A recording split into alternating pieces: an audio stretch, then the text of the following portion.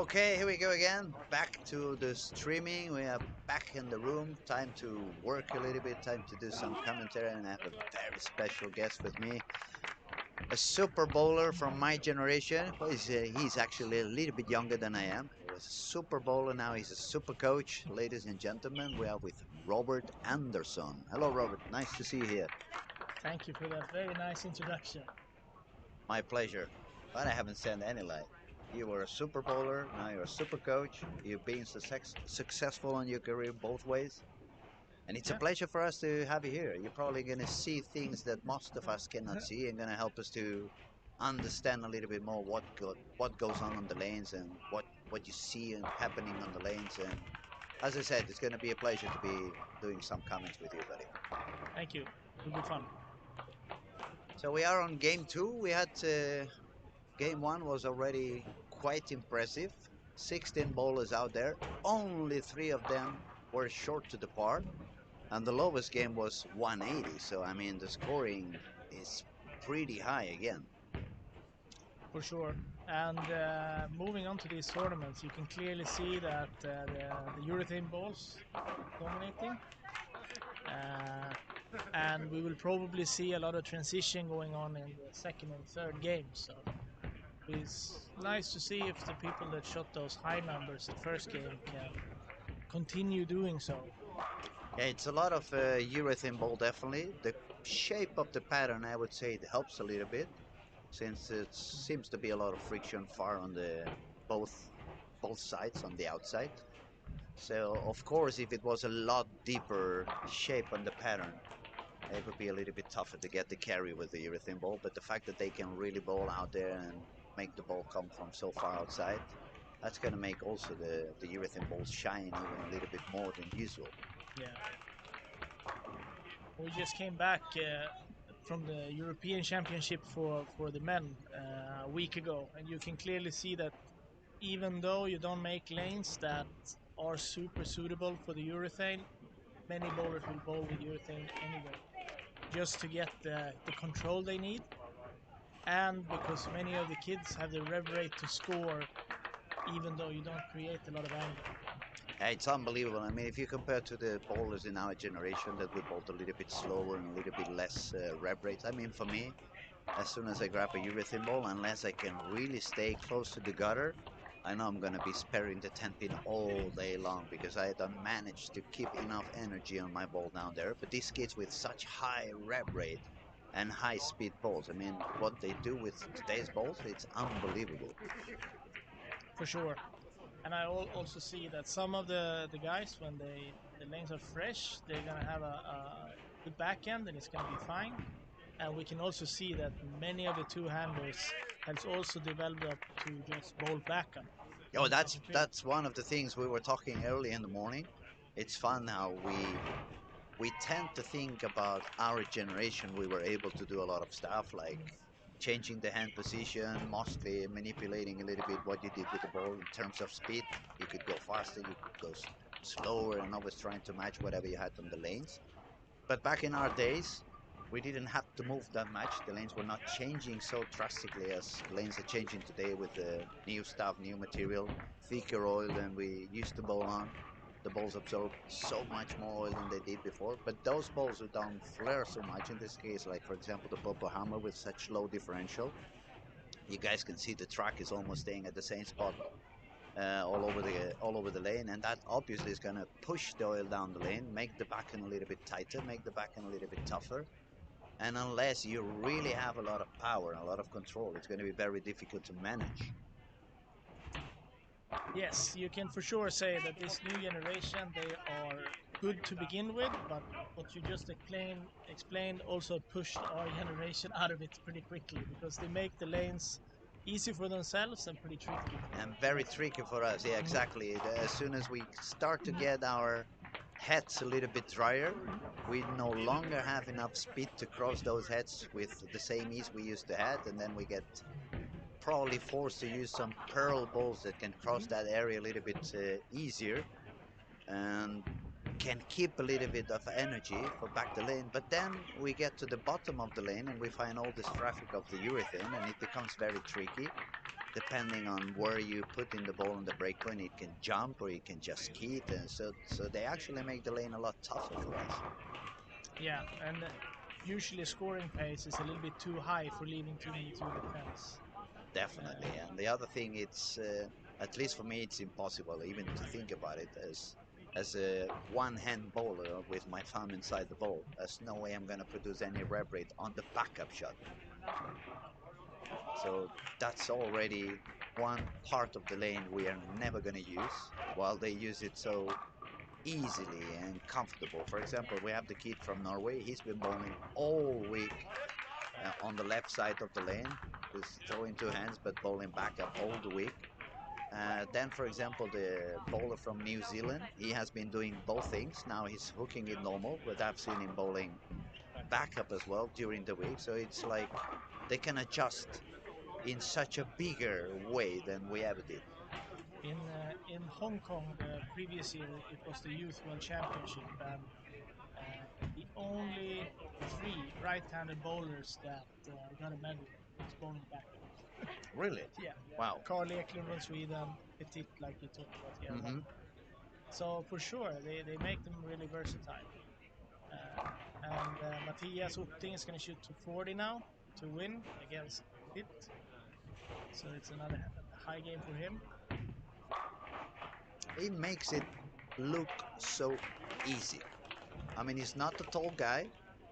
It's just a little bit, even we could say a little bit small for the average, especially for being Scandinavian. But the power he manages to produce, mostly also due to his beautiful leg work. He has a lot of speed on the legs. That's going to transfer a lot of energy to the ball. And he controls it. I mean, when you go that fast, if I try to bowl that fast with my legs, I lose all the control in the world. Yeah. These kids, they have so much power in the legs, so much control, so much balance, and they really are good on doing whatever they want to do. You can say also for us that needs a swing, and we can't just walk as fast as we want to. Then we get to the foul line before the swing, and we lose all the speed. So it's much trickier to do that with the thumb in the ball and having the swing. I also want to say that Lucas Venelen has been one of the most successful young European bowlers on just staying outside. He just keeps throwing it faster and faster and faster and faster as we progress. It looks like he really doesn't care so much about transition. He's just going to move his feet further outside, increase the speed, stick into the friction, and let the others fight with the rest of the boards on the lane. We had Robin Ilhammar and Lucas Venenen met in the top four in the European Master Championship these previous weeks, where we had a good fight. Robin won that time, but we know that Venenen is always very dangerous when you go up the board, so keeping the ball in front of himself. So we can say honestly that Lucas has not been at his best in the first couple of days, but today, I mean, he's shining. He's looking pretty good. He started with a 248 on game one, and now he's on his way for a 279. So that's going to make 530. That's a good beginning. And a little bit bonus on that. Plus the bonus, so it's going to be 190 over after two. That's good. That's Now you pretty have good. to. There's a few guys here that went directly from the European Championships onto a new championship, and even if you're successful on that championship, the scoring pace was really low. It was very, very difficult. So I'm guessing some of the guys that went there are a little bit drained now. So I can imagine it was a bit harder in the beginning of this championship. But clearly we can see now that it's recovered quite well. That's actually one of the things that people don't really think about it. They don't talk about bowling as a sport, but it's actually very demanding, not only physically, but when you go to a soccer game, it lasts for a couple of hours. You go even to an NBA game, it's going to last for 3 hours. But sometimes we have events that we are bowling up to 6, 7 hours. We're staying in the bowling alley all day long. You just eat the banana or a piece of chocolate in between games, and the lack of energy.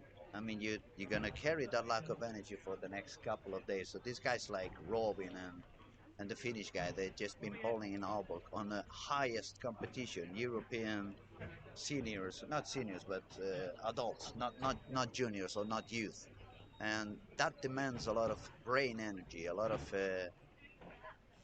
big effort, especially when you make it to the final. And the lanes were not that easy, and the pattern was not that easy. So it obviously, when you get to the next competition, even if the pattern may seem to be a little bit easier, but your brain's still kind of exhausted from all the work you had to do on the week before. Yeah, I think we also had Pushkovi from Simon. He was also in the European Championship, but he still had a pretty good week so far here, winning the qualification. He bowled unbelievable. I mean, he felt so comfortable. He had such a clear idea on what he wanted to do. He was staying just a little bit deeper than the rest of them on the arrows, but keeping the same breakpoint far outside to the right. He's doing it like makes it very simple. You look at him and you go like, this guy can repeat, and he does it over and over and over and over and over again. He keeps going and keeps going. I also think it's a pretty smart move because he is a thumbing bowler, so it will be hard for him to compete with the guys on rev rates and speed. So if he want to win this, I guess creating angles will be what he can do, and that's also what he's doing. I think it's a smart move. Well, we're talking in the morning while we're at the kill squad. We had Paul Fleming with us, and we were actually talking about it, the ways you can attack these kind of patterns and the kind of things you want to do and the kind of things you don't want. For those who are watching and they don't have so much experience in high competition, or they are beginners, or they haven't been bowling for that long, we tried to explain a little bit the way we see the lanes today. We have changed a little bit compared to 25, 30 years ago when we thought about the balls in the back, which one hooks most, which one hooks less, and how we now, instead of going that way, we start to think which ball hooks the sooner, to which ball hooks the latest. So we start thinking about the energy and the angles, because 220 average is not enough anymore. 99% of the events we bowl on, you need to bowl 250, even sometimes even higher than that. And if you're not able to carry properly, it doesn't really matter how consistent you are and how good you are in hitting the target. If you just make like double nine spare, double nine spare, double nine spare, you're gonna end up with a 227. So you need to know exactly why the ball is not striking, even if you hit the target over and over again. And that's the main reason why we start to think about the balls on terms on how soon or how late they hook, in order to have the right angle and make sure that we carry over and over and over again. So for you as a coach, is it something that you talk a lot with the bowlers? You just try to help them to find the easy spot on the lane, or do you also talk about a little bit about the pin fall and how the pins are falling to make sure they're on the right spot or with the right ball on the right spot? Yeah, to be honest, when it comes to championships, the last 5 years has been predominated by the same ball. So even when we go to the championship, we usually spend quite a lot of time to talk about different options and what if this happens and what that happens, and then we get there and no, it's the same ball. The rack is full of purple things. Yes, and usually what happens is that we try to be able to play as far right as possible to create as much angle as possible to the pocket in the beginning. And then it's a little bit different because back in the days when 400 RPMs used to be good, you had to be good at moving your feet left and keeping the breakpoint to the right, a little bit like we talked about Simon. Now some of the bowlers, they have so much rev rate that they don't have to do it. They can move the breakpoint inside to 8 or 9. So they can move parallel. They can move parallel. But with 600 RPMs, you're not going to leave too many flat hands anyway, compared to before. So it's a little bit different from bowler to bowler. But even though it's very impressive, I find that some of these young bowlers, they have a challenge right now. Like we have a lot of the best Swedish bowlers, they want to go to the PBA tour. And then you can't use it. No, exactly. So if you're very pot committed on only doing that, then you're gonna get to the tour. It's gonna be quite hard. Yeah. So we're trying to give our bowlers a broader education in using different bowling balls and doing things. So we also want to be prepared for the day something happens that it's not going to be used in championship. If that happens, I don't know. That's what one of the other things that we were commenting early in the morning. We're wondering what's going to happen if one day they suddenly decide that okay, now this ball is not for use anymore because whatever the reason, because after a few games it becomes soft, or after a couple of years it becomes soft, or whatever the reason, or maybe because they decide that okay, it makes a print on the lane that is forcing everybody to use the same, and that's not fair for some of the other brands or for some of the staff bowlers on other brands, whatever the reason it may be. And then we said to ourselves, what's going to happen with all this generation that only threw that ball as soon as it's not able to use? Are they going to retire? Are they going to have a hard time adjusting their game to whatever the new rules are? Because let's say, for example, it's not that maybe they're going to forbid it like they did with the extra holes, but maybe they're going to run a new rule like they did on the PBA. That's fine. You can still use urethane, but now it has to become 78 in hardness. So that means purple hammer is gone. And of course, I see a lot of people using purple hammer that they also use that black hammer, which is 78. But definitely, that black hammer has nothing to do compared to the purple hammer. I mean, purple hammer is just purple hammer. So we're wondering, as soon as they have to go to a harder ball, it doesn't really matter how much grit they give to that ball, because it's not really going to perform the way the other one has done. They can certainly perform similar on fresh when you can go a little bit straighter. But it looks like it's a little bit harder to cover a lot of boards with it. As soon as the traffic hits a little bit at the bottom of the lane and the backhand reaction becomes a little bit weaker, then a 78 hardness ball becomes a little tougher. I mean, we could see it also, for example, Jesper, when he bowls on the tour, is destroying everyone with that IQ 78. But yesterday when he was here, he was doing some comments with us, and he explained, I actually have to use a couple of them just in one game. Because otherwise, as soon as it sucks a little bit of oil and that surface kind of melts down a little bit, it's game over. Unless I just pop up a second one that has a fresh surface on it. So we may get to a point that if they go for 78 rule in the amateur bowling, maybe some of these guys are going to have to go with 12 exactly same balls so they can give a lot of surface just to bowl 6 games. Half a game, half a game, half a game, half a game, keep changing, keep changing, keep changing. But on the other hand, if you go to a championship, you don't have that. It's just 6 balls. 6 at the moment, yeah, so they changed it. You can see why I'm not bowling that much anymore. Yeah, 6. But yeah, and we'll see. I think it's hard to make everyone happy. See, for example, we've done some experiments in Sweden. I had a tournament where you just stayed on the same lane, 10 games. I love that one. That one, I must say, that's my favorite format by far, especially for the young bowlers. Yeah. Because you're gonna force them. Okay, you're gonna do whatever you're gonna do with your lane. That's one of the biggest mistakes the amateur bowlers do. They always blame it on the guy of the machine. Oh, the oil pattern is this, the oil pattern is that. But actually, the oil pattern is only one frame. After the first frame, it's bulbing, and every single shot you're gonna do on that lane is gonna make the pattern different. So the fact that you have this kind of a band where, especially the young bowlers, I think they bowl 8 games, right? We bowl 10. 10, even better. So you can do one way or the other. You can go like, let's see how many pins I can get from the start, and I'm gonna use my purple hammer. I'm gonna hit it there, there, there. Maybe you make 750 on the first 3 games, but then 4, 5, 6, it starts becoming tricky and tricky and tricky because you simply screwed up a little bit the lane, or you made the lane tougher.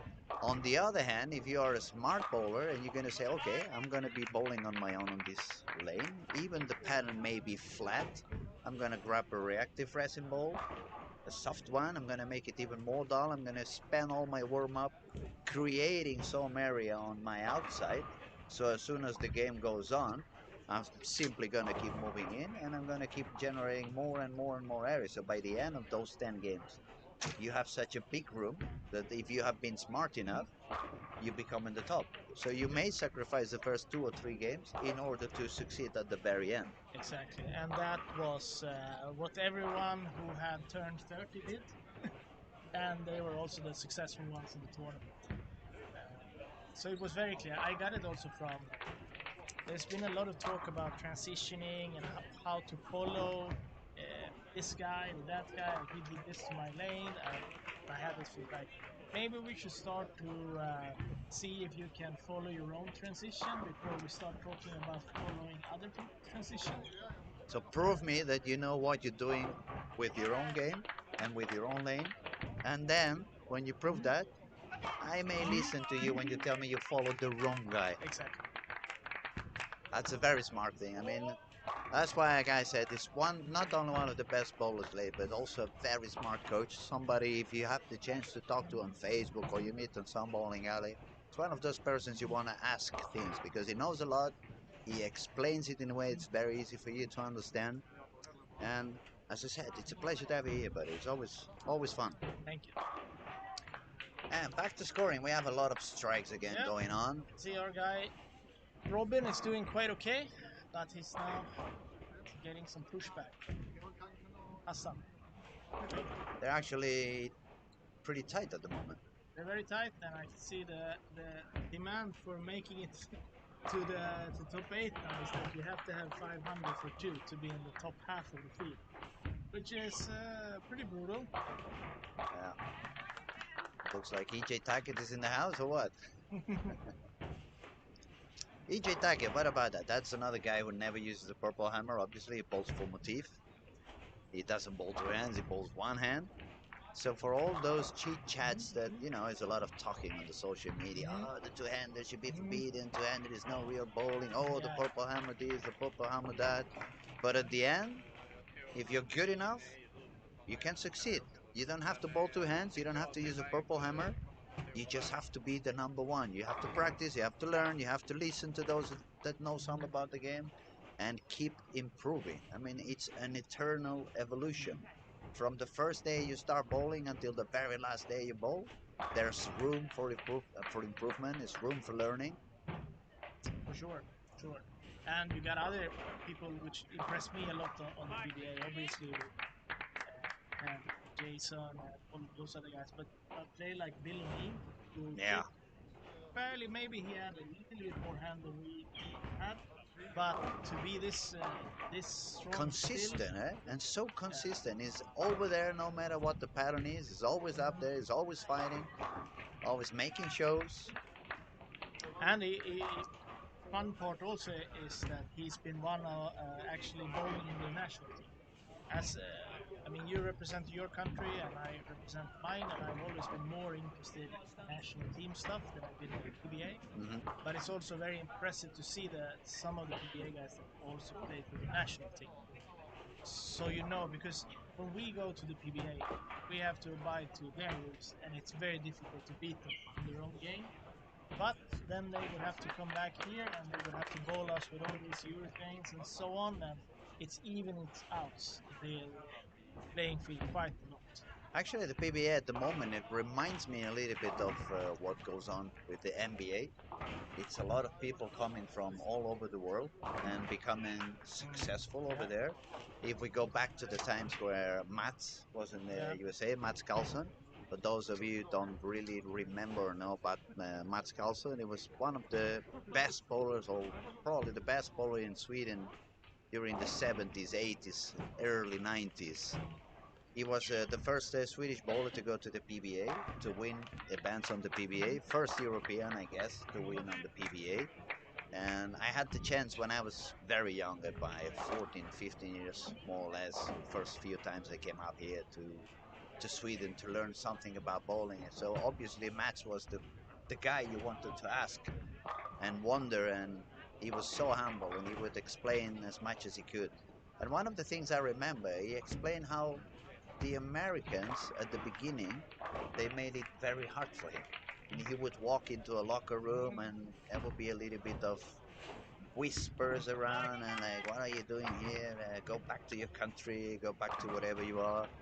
I had the chance to speak with Onleto a few times because Venezuela, I'm from Barcelona, so we speak Spanish both. And he had a little bit of the same thing until they became a little bit successful. Then they started to win some tournaments. They gained some of the respect. But nowadays, it's completely different. I mean, you can see when, for example, when you have the Lucky Larson over here, and you see Anthony, you see Kyle, you see Andrew, they come here and they are friends. They are no longer like that ugly competitors or competition they had back in the 80s. So I guess they realize that we have a lot of talent also around the world and also outside the PBA. And then on the other hand, since they have started to come and bowl more often into European zones and Asian zones, they get to know also the bowlers that the very good bowlers that there is out there because there's very good bowlers all around the world, Yeah. not only in the United States. I mean, we have Scandinavia, Sweden, Finland, Norway. You go to Asia, you got Korea, you got Malaysia, you got even back then Philippines with Pang, Yeah. 4 times world champ. I mean, there's been successful bowlers and good bowlers all around the world, and the fact that now the world has become a little bit closer one to another, quicker to fly anywhere, quicker to talk to anyone through Facebook or internet and stuff like that. It made the PBA a little bit more open, a little bit more welcoming to the foreign bowlers.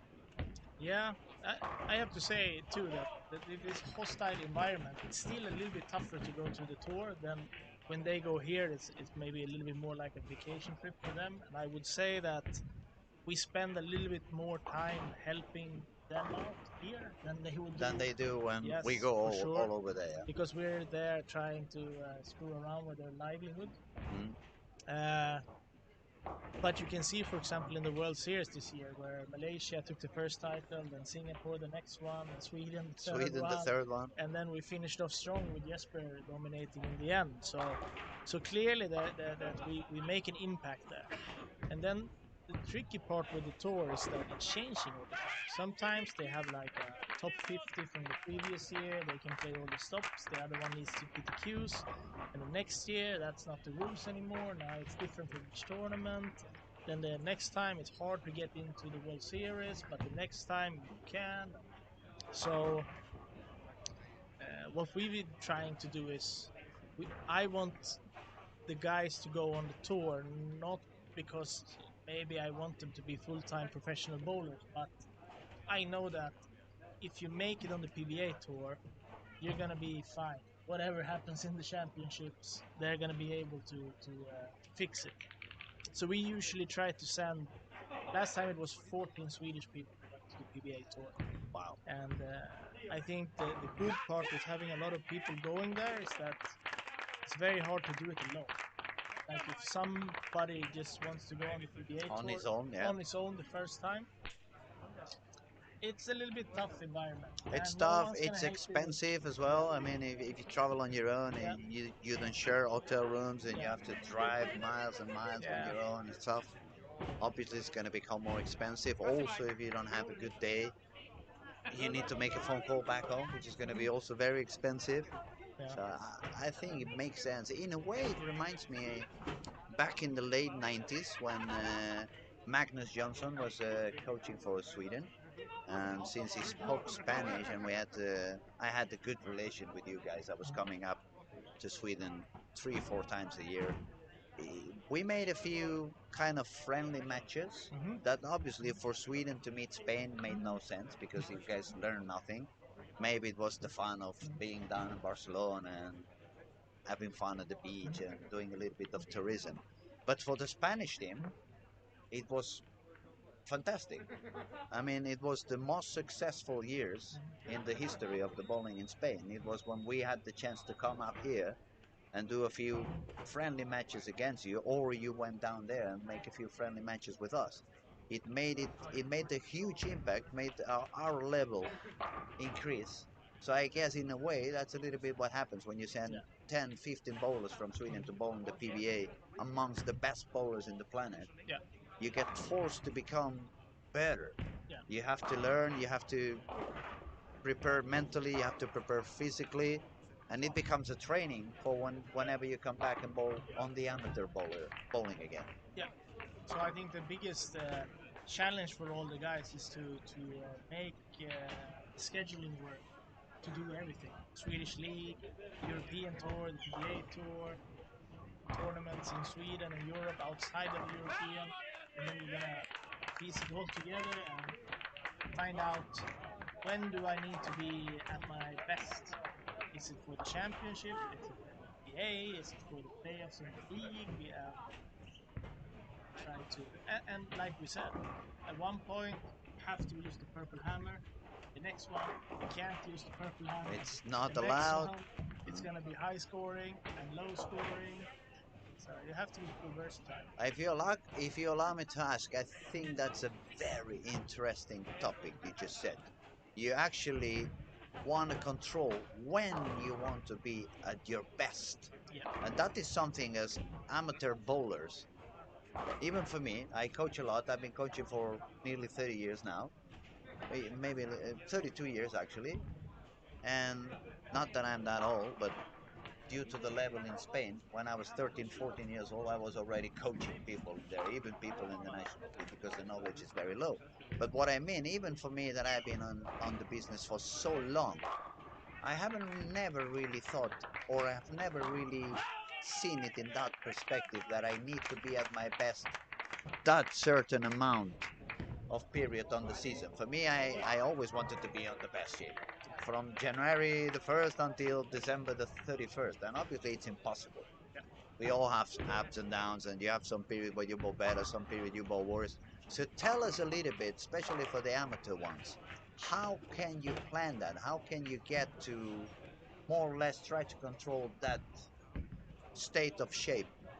How to get it to the top at the moment you want it at the top? Yeah, I would say that also this has changed a little bit through the years. And if we go pre-pandemic, we had a little bit less championships. So maybe you had one every year, either a world championship or a European championship. When we used to bowl, it was even less. It was European championship every second year, world championship every fourth. True. So then you could for sure set that this is the main goal for the year, and then you could backtrack maybe 12 weeks and start making a training schedule where you had a lot of physical training in the beginning, going on to competition training, making it a little bit less so in the end, so you're fresh and ready for the competition. Now, then COVID hit, and just talking for Sweden, we couldn't compete here, but we could still train. So we trained a lot. So when the pandemic ends, we were in pretty good shape. So we did really well next World Championship and so on. And now it's a little bit tricky with so many championships. It's too many events. You don't really find the space in the calendar to sit down and say, okay, now I need to focus on whatever I need to focus for a couple of weeks. Either it's my steps or my release, or I've lost a little bit of feeling with whatever in my game and I'm going to work on that.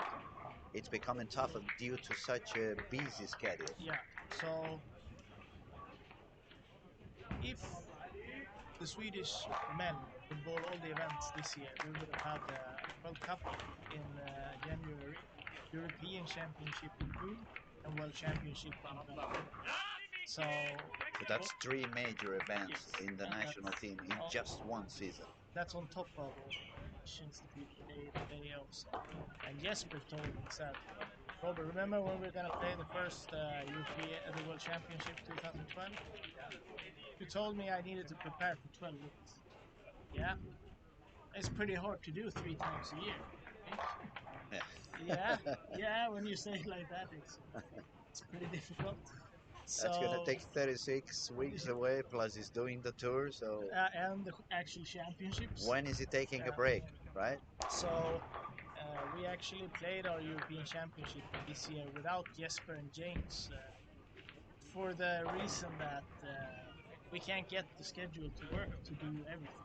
No, And exactly. we need to sacrifice something to make for hopefully better results in the things we do than to go around doing everything.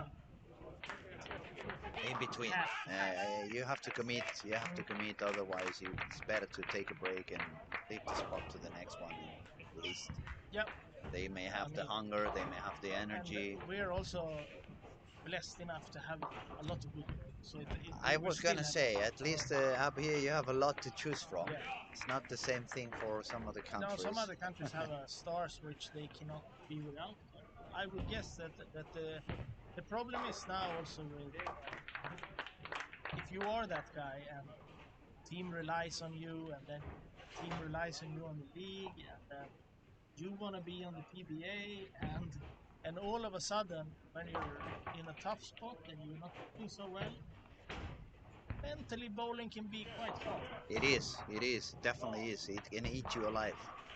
And it's one of those games that, since we rely so much in muscle memory, as soon as the brain is not properly on the right spot, all the feelings get lost, and you start doubting yourself. You don't find your repetition. You don't make that click that makes everything become automatic, and then you just really pretty much stop thinking and just look at the target and hit the target over and over again. So it's very important to keep the brain fresh as well. I have to add now, Robin is bowling Blake Walsh, and Blake's father and Jason Belmont were in the team when me and Martin won the World Championship in doubles. So you're getting a little bit older when you know most of the people's fathers and not themselves. But it's good to see that the generation is it's a new generation taking over of some of the old champs that we used to see. Now that you mentioned Blake, I mean, he looks very solid, very consistent. He does it very easy, and balls to hands. He's got the rev rate, obviously. He's got the speed, but he also has this kind of a physical game that it makes it look so smooth, kind I of agree. natural. Yeah. It's one of the things that I would say that I have seen changing in the past 5 years. It's obviously more and more two-handed bowlers, but it feels like now also the people running the coaching staff and the diploma staff and all that things, they have a better idea, a better understanding on what the two-handed need. If I put my brain or my memories back on maybe 5 6 years ago, most of the two-handers, they seemed to be a little bit stiff. Everything was a little bit forced.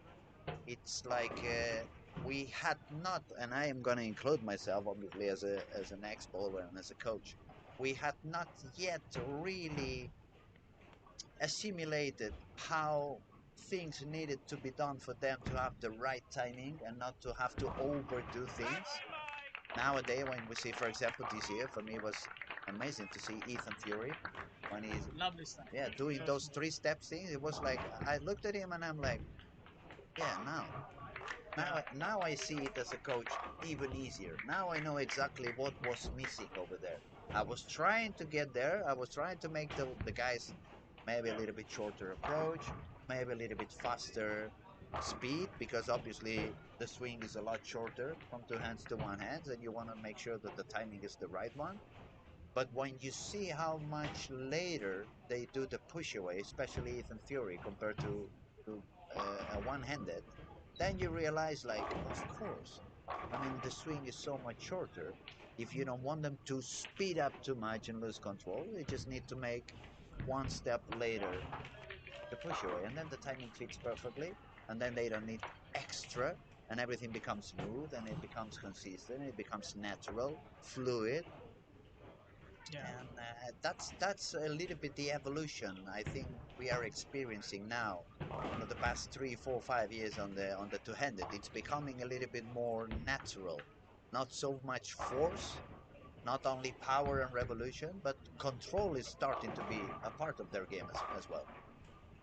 For sure. And also the ability to slow down, which I think it's a little bit strange that it hasn't become quicker because if you say that Jason is the best two-handed bowler that ever Oh, lived, so yeah, far, yeah, yeah. what is his strongest part? Well, he can go to the left and slow down. And then it took 10 years for anyone else to really go in that direction, which I think is a little bit strange, but we can clearly see that more people are doing it. Yeah, because back then when we used to bowl a lot, it was probably was just Jason and Oscar. Yeah, That was pretty much it. yeah, And at the beginning, most of the two-handers that were coming up, they were more looking like Oscar than actually Jason. so, but now you can see now that many two-handers are evolving their own technique. Some are low rev 200, which would be 500 so we would still consider it high rev, but not compared to 600. No, So, definitely. Yeah. and it's we've been trying to establish some kind of like I never really liked that we were so bound to how we were supposed to bowl back in the days. The steps were supposed to be this many centimeters. The Yeah, I timing should remember be this that. for I everyone. remember that.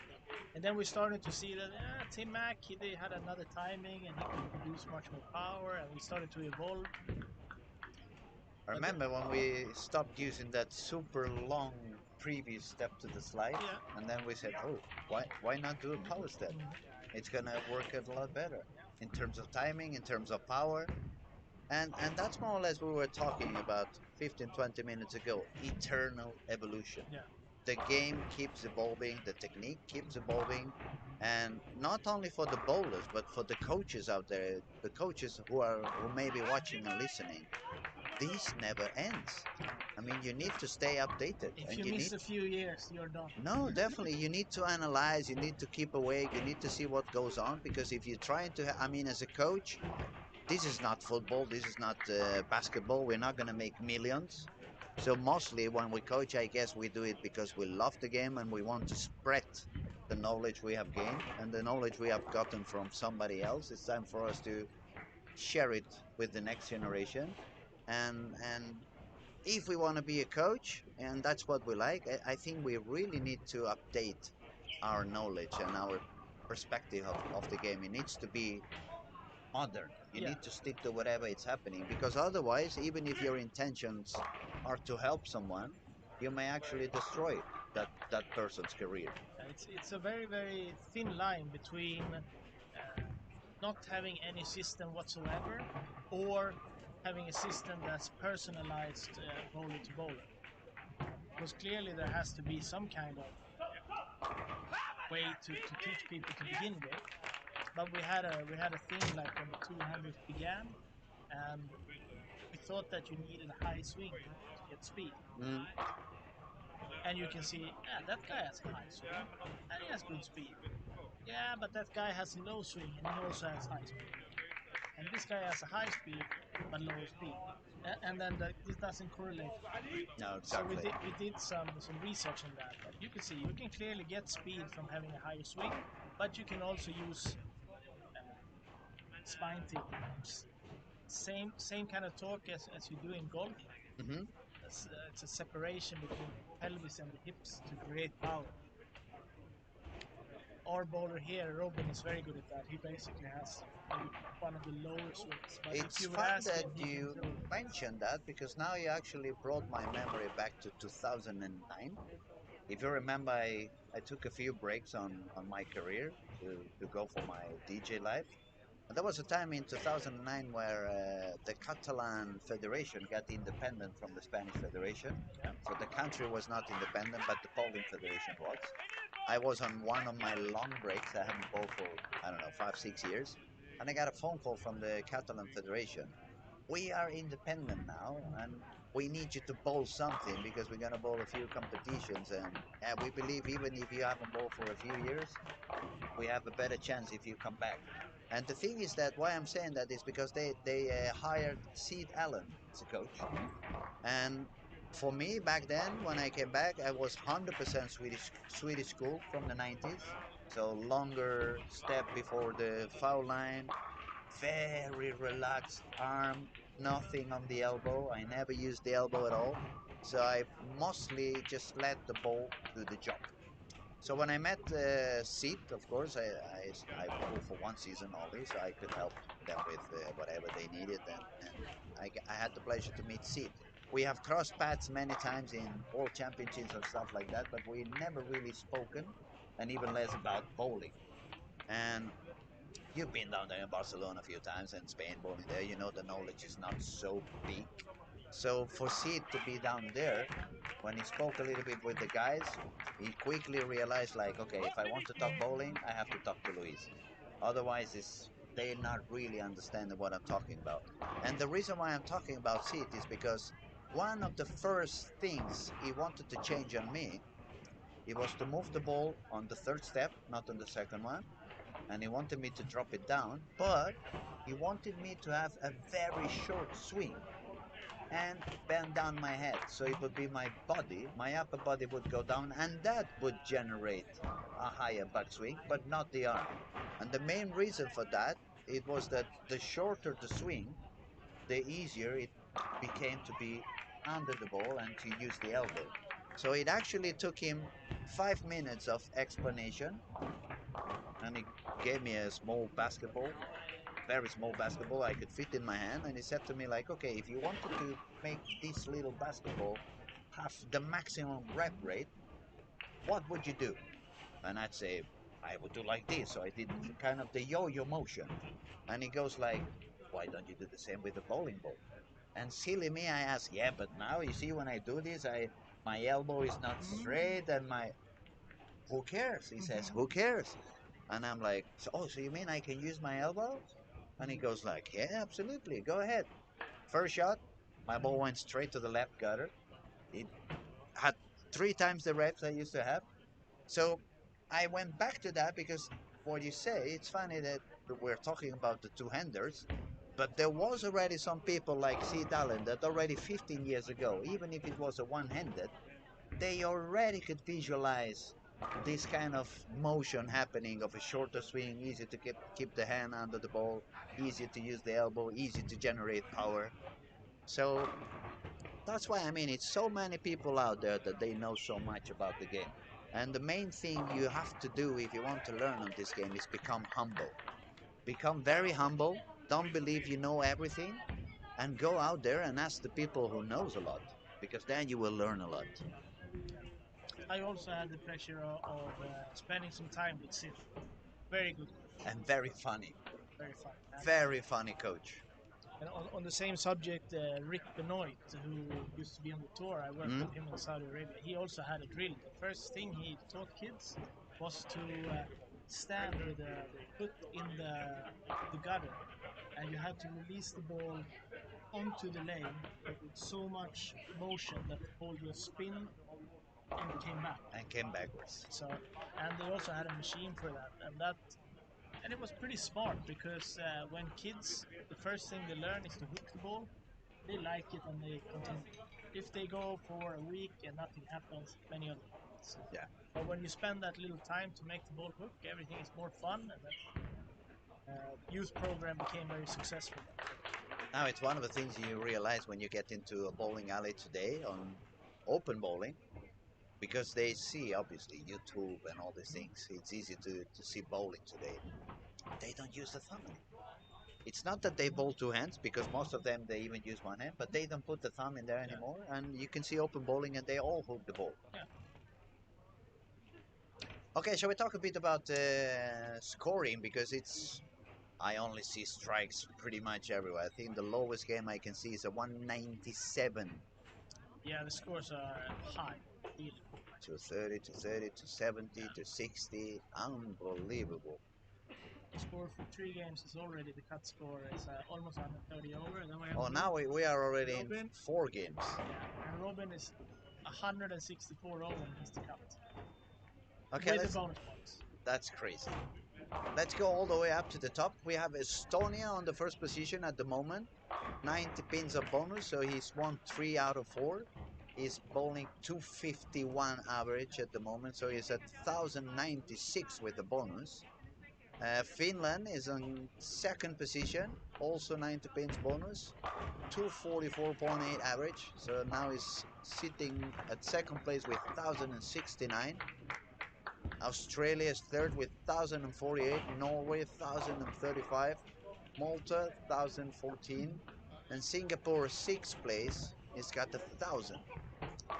So yeah, nobody is below 200 average at the moment. The two lowest scores are 200.3, 200.3. And the cut, as you said, is Robin with 964. And we are halfway through the day.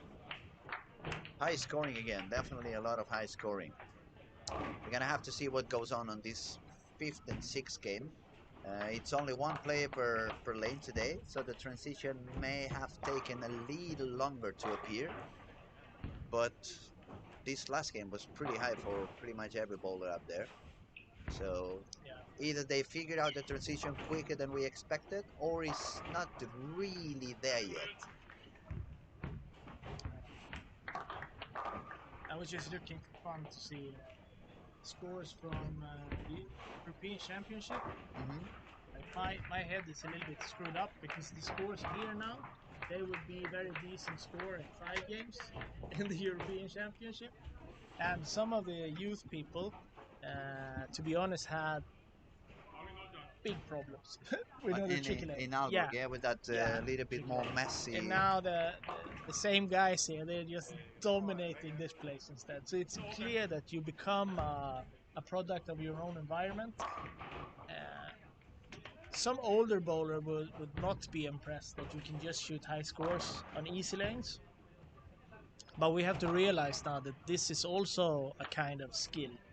Like when the lanes get to a point where you can average 250, you have to have the power to do that. You have to have the ability, and you have to be used to that as well. You can't be scared. Actually, you brought me back memories. God, I'm getting old. I'm only talking about the past. But I remember the first 3 or 4 times I came up to bowl in Scandinavian, especially when you had the Eastern Opens, was the last Lion Cup and a couple of small events, and the same thing when the Danish tour was going on. I remember it was like seven tournaments in a couple of weekends, and Thomas was having a lot of fun with me back then because he was like, I don't get it. Every time I go to a tough bowling alley where like top 8 is just 200 average, you manage to make the top 8 easy. Then we move to the next bowling alley where the cut is 230 and you are so far below. You have the same average on the very tough lanes than you have on the very easy lanes. And for me, it was like, I don't know why. I mostly blame in that we back then we only had wooden lanes in Spain, and many of the conditions were very tough because they were not even oil machines. They still did the oil with their hands and stuff like that. And we can ask Patrick Bakker later on his experience when he came down and bowled a tournament in Benidorm. I think he's going to be very excited to explain what happened over there. He actually, I was going to say, he ended up bowling with a spare ball without his inserts. And he was making fun the day before we left down there because I shined as much as I could 8 reactive balls. And he was like, why are you shining them all? And I said, because I plan to use one ball every 2 games. I knew how dry it was going to be. But the main thing is what I mean is that if you're not mentally prepared for that, it doesn't matter how easy the lanes are. If you're not mentally accustomed to bowl high games over and over again, it becomes overwhelming for you. And then you go to a very tough pattern, and because that's what you face all the time, you bowl as good or even better than those who have bowled 250. So again, we go back that not only technique, not only lane reading and pinfall reading, but also the mind. The mental game is such an important aspect in this sport as well. Yeah, and also I feel a bit like social media wasn't a big thing for us. So right now, when these guys, they are usually averaging 230 to 240 in their home places, and everyone having a pretty big expectation when they go to the European Championship, and the lanes are really difficult and they average 50 less than they used to, and you start, why is this guy in the team? I could do better than this. I have, and it's so reachable now than before. So I felt bad for some of the younger guys, maybe bowling their first European Championship, and maybe the first time also that it's one thing to get really nervous, and the lanes are easy. But when you get really nervous, you play in a team, everyone watching, and the lanes are difficult, you're starting to struggle with a lot of feelings that's not very nice. And also, I think I would add, I've been saying that every single squad, but since this generation is used to bowl such high scoring and so many strikes, they are a step or two lower in terms of sparing Correct. compared to our Correct. generation. So when you Correct. put them on such tougher patterns and they have to spare 6 times every game, Yeah. then it shows off even more. Yes. So that's also maybe a strange part of our sport to try to explain to people what's happening. But I don't know. It's just you have to trust that all these guys are gonna do their absolutely best wherever they go. So it's just sad to see when people are making mean comments to people online. Unfortunately, that's social media today. I Yes, mean, it's very easy to do that. You can just sit behind your computer and write shit. you don't even have to put your name there. You just put a nickname, and nobody knows who you are, and you start talking all the crap in the world. It's not very polite, but unfortunately, it's something that's quite popular nowadays. So we'll see if Robin can do something about the leader here. Unfortunately, like when you said the spare shooting, he missed a spare SAR. He still has 300 over to take from. So He can save a few actually. I'm pretty sure if I ask any of the guys, they would go like, you know what? I don't care yeah. if I would ever get to be as a good sparer as you were or Walter Ray or but I'm pretty sure you would like to make as many strikes as we are doing. We had a PBA Sweden now. We have a small regional Maybe a tour. regional Sweden, right? Yeah. So we had it in Eskilstuna, and we had Joakim Karlsson. He was here playing the first event. In the US, he got the nickname the Beast, and I've always been a huge fan because he, as a thumb-in bowler, he still gets his 600 RPMs. Oh, that's a lot. And he played one of my favorite bowlers, Stefan Yngström. Stefan, And he made the finals. It was a hard pattern, so he got to bowl Joakim in the playoffs. In the playoffs. And Stefan had one open to shoot 20 under, and Joakim had 3 opens to shoot 200 over. And Yngström went on a rant to, you see everyone, how important it is to keep your spares? Not getting too many unnecessary open frames like Joakim here, and made a very ironic and fun comment about, yes, of course. Stefan he has always been a funny guy, a very good bowler, very particular, coming from very up north in the country. Yeah, as far north as you can get. So it's probably he hasn't seen the moon in a few weeks now, right? No, he doesn't live there anymore. Oh, he's moved. Yeah. He lives actually pretty close to me. He sometimes comes over to Eskilstuna. We have some matches to each other. He has a pretty funny. He has a kid, which is he's a huge Jesper Svensson fan. So every time Pergamon bowls Stefan's team, his kids would show up in Pergamon. With Pergamon instead of rooting for that. Yeah. We didn't talk in the car. So. No. So now it's a okay, 17 right now. That was a bad break. Yeah. Okay, let's see. So Slovakia is currently out of the cut by 35.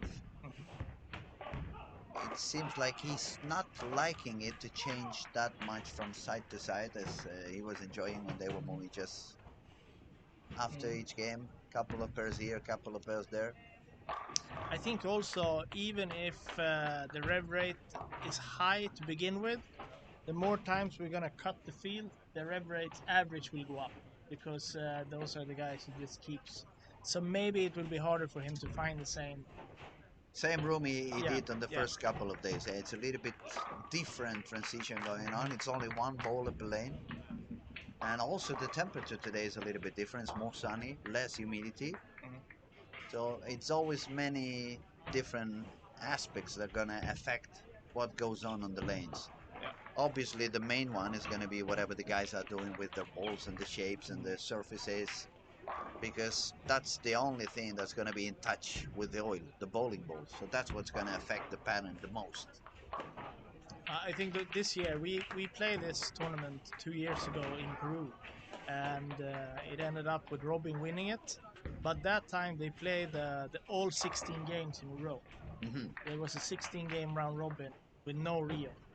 Then it turned pretty messy in the end. I can And it was understand. quite 16 hard games for, is a lot, yeah, it was obviously. hard both physically and also for the lane to withstand that. So I think they made a good decision of splitting this up Split into in the 2 days. into 2 days. Yeah, I think also it's a little bit more fair for the one-handed bowlers, yeah, because yeah. one of the real advantages on a two-handed, when you have a very long format, Mm, you never get any issues with the thumb. yeah, And as a single bowler or single-handed bowler, when you bowl a big amount of games, especially unless you're drilling your own ball and you know exactly what you're doing, and then it's not so painful, it can become a little bit tricky. You yeah, know, you start getting sweaty and your thumb gets a little bit thicker, and then you start removing tapes, then you grip it a little bit more than you should, then your thumb's not straight enough, the skin starts peeling, and then it becomes a nightmare when you start with the skin patch, and then at the worst case scenario you even have to go for super glue and have a couple of tears in your eyes because it's yeah. so itchy. I usually make a little joke about that. If you're in the business of selling skin patch and stuff now, you You're might dead. want to be You're, looking for some other you're dead. You revenues. better look for something else, definitely. Yeah, On the other hand, I must say, as a ball driller, it's a pleasure to drill for two-handers. it must be easy. It's a lot easier. You don't really have to think about the thumb. You no longer have to think about the span. I mean, I see a lot of two-handed balls that are not really done how they should be done, but it's a lot easier. It definitely is easier and quicker. I remember one time we were going away on a tournament, and Oscar was supposed to go with us, and we were going to the airport. I said, "Oh wait, guys, you just have to drill 4 balls." What? You can't do that. We have to leave. And then like 10 minutes later, yeah, I'm done. Yeah, of course. Just prep, prep, prep. It's a lot quicker. It's definitely a lot quicker. All right, let's see what's going Yeah. on in the So scores. Ilhamar managed to get away with a win, even though he only bowled 220. 220 today seems to be a low game. Yeah. We're seeing that Ben Petit is bowling okay, but 250 is not gonna cut it for him because Michael from Iceland is gonna get 250 just to make a mark there. Or to be honest, 257 against 256, so it's not quite ready there. So it's a tight match. He needs a spare. He needs a spare and Michael a needs a strike. spare. We're seeing, It's a very high game also in lane 4 for Denmark. yeah, and some Nicolas. problems for Malta, which is sitting inside the cut in 5th place. He can save 210 and lose, but a below 200 loss here, it can cause you quite a lot of harm in the results. We see Norway just shot 248 and still gonna lose Yeah, this game. and Lucas, I said, you would think that it would be hard for him to stay outside all the time, but he will just keep sending it with more and more speed there. So, very impressed by him. He's looking very comfortable today. Yeah, and you see him everywhere you go. Like when I see people all the time, I go to the PBA, I see him. I go to the men's European Championship, I see him. You go to the youth, you see him. You know that it's going to be very dangerous bowler. It's That a, shows up everywhere. it definitely is another country you want to think about in terms of how many good bowlers for such a small population Yeah, up for there sure. in Finland. I mean, we have Santu. Yeah, Back in the day, they had Mika. yeah. I mean, I mean, they have Thomas Kaiko now. Is also succeeding yeah, over the PBA. yeah.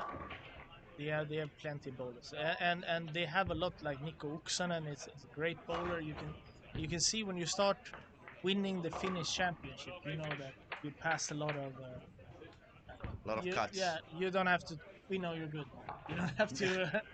Enough. Yeah, and Tonter has played for the team for a long time, and back in the days when you had Lasse Gintele, Pasi Oh, Uttila, Timo Landonen, Ratikainen, Salmen, Antti-Pekka and all those guys are Larsen, now making the 50 Sami, plus team, the seniors. They're gonna have an awesome team. and Kimmo. What about Kimmo? Yeah. It's never ending, eh? No, so we always have this fairly heated fights with Finland. I Who know, dominates the European Sweden and bowling? Finland. Yeah, I mean, still today, Mika yeah. is not happy with me because you guys, we had the European five-man championship in Helsinki, and at the very last game, everything was tied between Sweden and Finland, and Spain was bowling against Finland in the middle of the bowling alley on the very last game, and Thomas and Bakke and Magnus, they all came to us like, hey Luis, now you have to beat them, you have to beat them. If you beat them, we're going to be the European champions.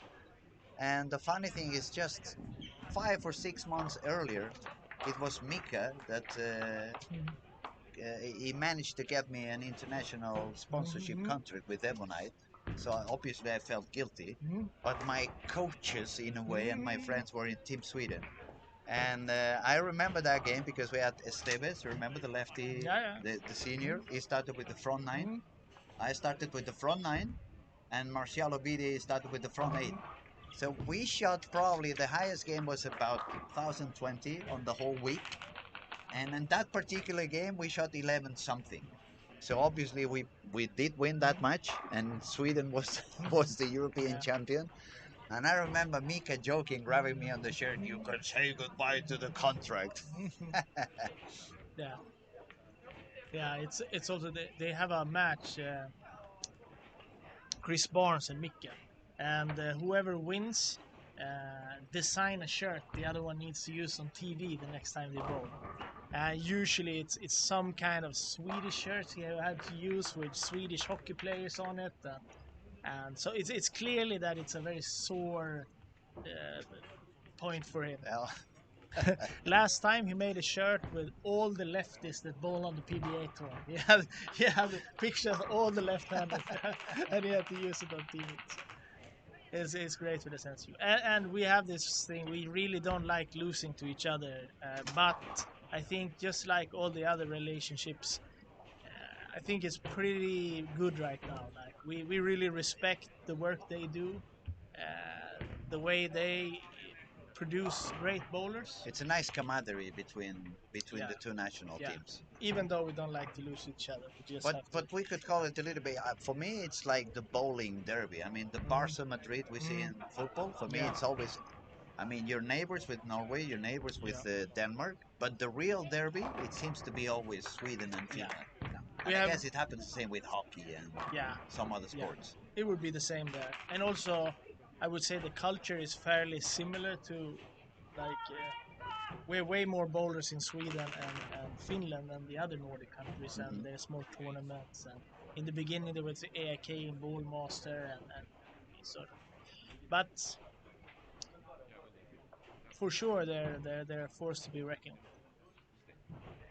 with. Right, have we got any scores yet? Not yet. Coming up soon. There is a little break on the lane. Oh, there's one shot yet to do on lane 12. That's the reason why. There we go. Yeah, that was the 12th frame. So Malaysia is having some problems, not doing too well, and also losing with 170 is costly.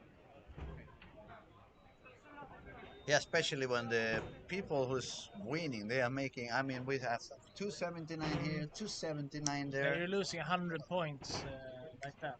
258, 255, 230. And you make 190 or 180 and you lose, and you drop 70 pins all of a sudden. And you can see also it was a few games ago, but kid from Romania is also bowling back up now. I was gonna say now Romania just decided to go back up as well. Yeah, did it a few games now, but I'm sure it's for the transition. And if you can do it, it's gonna stay fresh for longer. And I don't think we have many lefties in this championship. I don't recall having one now and on top 16. Which is kind of weird. Bowling wise, usually quite a lot of left-handers are involved in the Yeah. finals. especially for the amount of left bowlers Mhm. playing. I mean, the percentage going in is usually fairly high. So now the scores are up, and we need 200 over to be in the cut. Now the cut is Malta with 12.06. Robin is 11 pins ahead.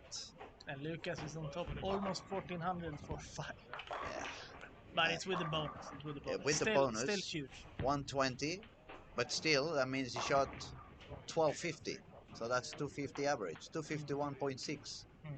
Mm. Denmark is 240 average, Estonia is 240 average, Norway is 244 average. It just have a little bit less bonus compared to the others. And top 5 is still 235 on average without any bonus. So obviously the score is not low. And if the scores is like this, it might be a little bit fortunate for the right-handed bowlers that it wasn't any really good lefties here. If the True. scoring pace was so high from the beginning, and if we see the previous Lucky Larsen here, we had Jesper winning it against Theodore, a fairly new True. good lefty here, and in the semifinals, James Blomgren was James out. was there as So well. it was 3 out of 4, and then we had old Lucky Larsen himself.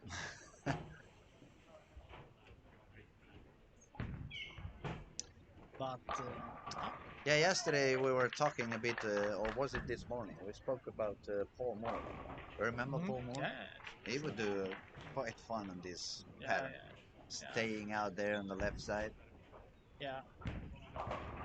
I mean, I think the pattern is holding up pretty good anyway. You don't see any really weird stuff yet. I think many of the right-handed bowlers are keeping quite a lot to the right still.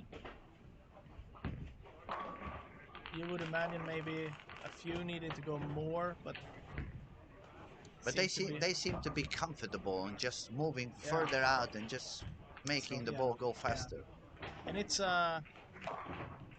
something that it's a little bit hard as a coach. That first period of your coaching life, you're gonna maybe try to tell people how you would have solved the problem. But when you get far enough technically from the bowlers, you have to realize that that's not super useful information. No, they do things different Mhm. nowadays. So you have to adapt your coaching to what you have. Yeah. So I have two fun. For me, it's always been fairly easy to slow down. Much harder to speed up. And I have two fun. One is now from the European Championship where we needed to go to reactives. And I was talking to Robin about slowing down. And he didn't slow down so much. We're still fast. And he threw one, but in my mind, I said, God damn it, it's fast. And he goes back, well, I don't know, man. You can't throw it much slower than that. It's like, we're not on the same page here. And then I have another one from 10 years ago. I played with Joachim Karlsson in the trios in the World Championship, and we were bowling the long pattern. And he was going straight and so fast, and he was hooking early. I said, Joachim, you're gonna have to move left. You know, I can just throw it a little bit faster. I don't know if it's possible, but you know what to do.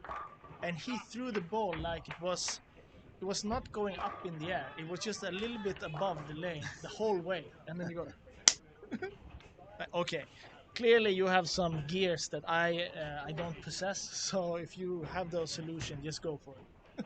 It's true. I found myself with this situation, especially when I was coaching up there in Mora. I tried to help them understand how many different ways you can approach a lane. I mean, you don't always have to do the same. You just have to try to suit your game to whatever you find on the lanes. But for them, even if for me it was super easy to just adjust my approach. And if I want to slow down, obviously my swing is gonna be shorter in order to keep a little bit less inertia from the swing and the ball. And the other thing I would do is shorten up my approach. Since my swing is going to be shorter, I want my approach to be a little bit shorter so my timing doesn't get out of the spot. But for the two-handers, I mean, for example, Lucas. You know, Lucas is super powerful. He reminds me a little bit what Oscar did back in the day, and he's super talented. And of course, after I explain, he could do it, but you could see it's not his natural. No. So it just becomes like a B game for them. And for me also, since I've been in bowling for so many years, I didn't wanted them to just stick only to the purple hammer and that same shot over and over again, because okay, one thing is what you do in your own bowling galley, but as soon as you start traveling and you bowl in 40 different countries with each particular way of seeing the game. When you go to the south of Europe, usually you're gonna have more friction. You go to Asia. I haven't been in Asia for quite a while, but back then when you went to Asia, it was tougher lanes, tougher back end reaction, a little bit tighter lanes. So you need to become versatile. I mean, we come from the school of the times like Norm Duke, Brian Boss. You can see them do a lot of things. Now they go forward, now they go sideways, now they speed up a little bit, now they slow down a little bit. So I wanted them to become this kind of versatile so they could do a little bit of everything. But it's not as simple for them because in their natural skills is the speed, it's the power, it's the bowling they have grown on, and it's not that simple. It's not that simple. So I agree with you that maybe it may have worked for us, and of course it's always good for them to learn different stuff so they become more awake of the possibilities out there. But maybe it's not the best solution for them all the time. Maybe it's easier to do like we said with Finland or Jenny. She's doing Yeah. the girl from Norway. She Yeah. just moves further outside and increases the speed. Yeah. For sure. Everyone needs to find their own ways to deal with the problems. And we can see also when we're talking about Nick Carter doing really well. He's in second place. I'm from Denmark, a thumbing bowler, so it's nice to see that it's also possible.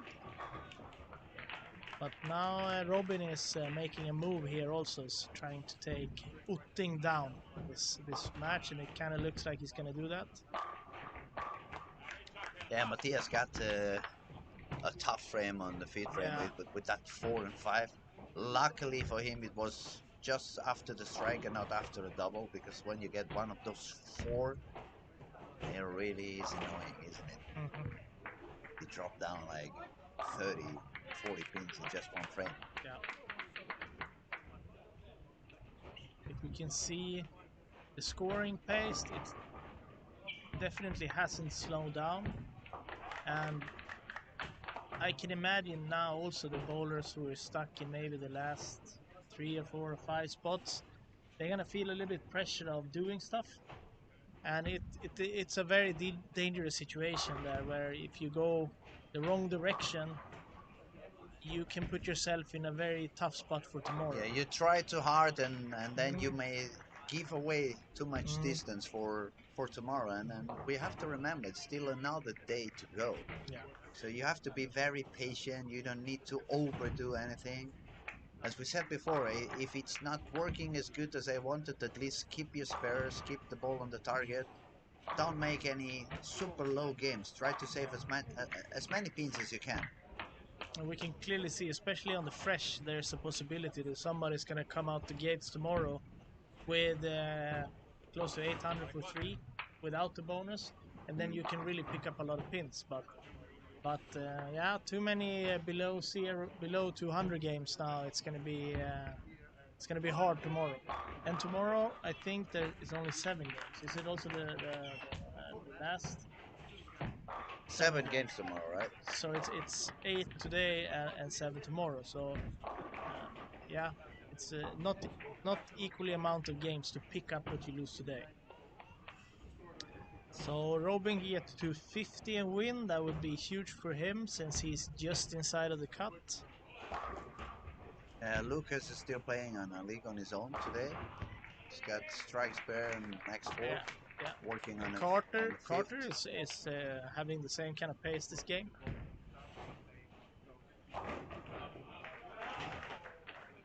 Yeah, it's a few of them that they seem to be. I mean, after 5 games bowling over 240 average, it means you really are comfortable out there. You're not struggling. You're not feeling any pressure. You're just enjoying whatever you do. But now Utting is putting himself in a place where it can actually be a little bit damaging game for him. Even though he has almost 100 pins to the cut, it goes by pretty quickly.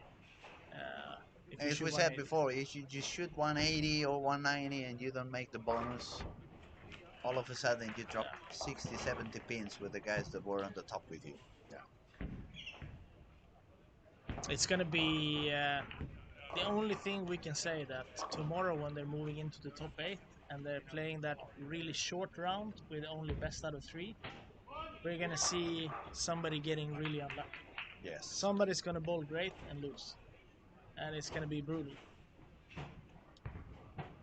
But that is one of the aspects that we have to accept with our sport. I mean, it's probably one of the very few sports where the best one doesn't always win. I mean, Yeah. you go to tennis and when you see Federer, Nadal, Djokovic, when they were at their best, you expect them to win at least 4 out of 5 Yeah. in events. You can see it on the tour though. There's very few step ladders without tackets. Very few. But I agree. But it's also our sport is a little bit different than other sports in that we would start with very many games, and then moving up to where it's really important, it goes to fewer games. It's a little bit reversed what they do in other, like for example snooker. You would have the first matches only 5 frames, and then there would be more and more important. But it is what it is, and I just feel bad for the guys that's gonna bowl great in the 18 games qualification, great in the 16 games round robin, and then it's just up to 2 games if you get a medal or not. I'll confess, actually, when I was younger and I bowled a lot, I really hated step ladders. Mm-hmm. I really did hate step ladders, especially bowling down in Spain. You remember Marcial Obide? Yep. I can probably recall 4 or 5 opens where I faced him on the final on the very last game, and I shot more than 300 pins than him during the event. Mm-hmm. So in any other sport, even if I made 0 and he made 300, he still have less pins than I did. But I ended up losing that that step ladder match, and mainly it also happened that we had or in Spain they had the tendency to never do the lanes for the step ladder. You bowl the final and you bowl as many games, and okay, it's over now. Let's bowl the step ladder. So we don't re-oil. We never bowled on fresh. And if you remember, I was always the outside guy, while Obidi was the inside guy.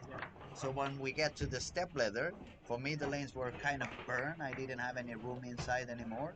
And for him it was like, okay, the lanes have opened up. Perfect. And I know now it sounds I'm saying like he wasn't good and I was good. No, I don't mean that. But the frustration you feel when you, I made 300 pins more than him and I just lost by 5, but I lost the tournament.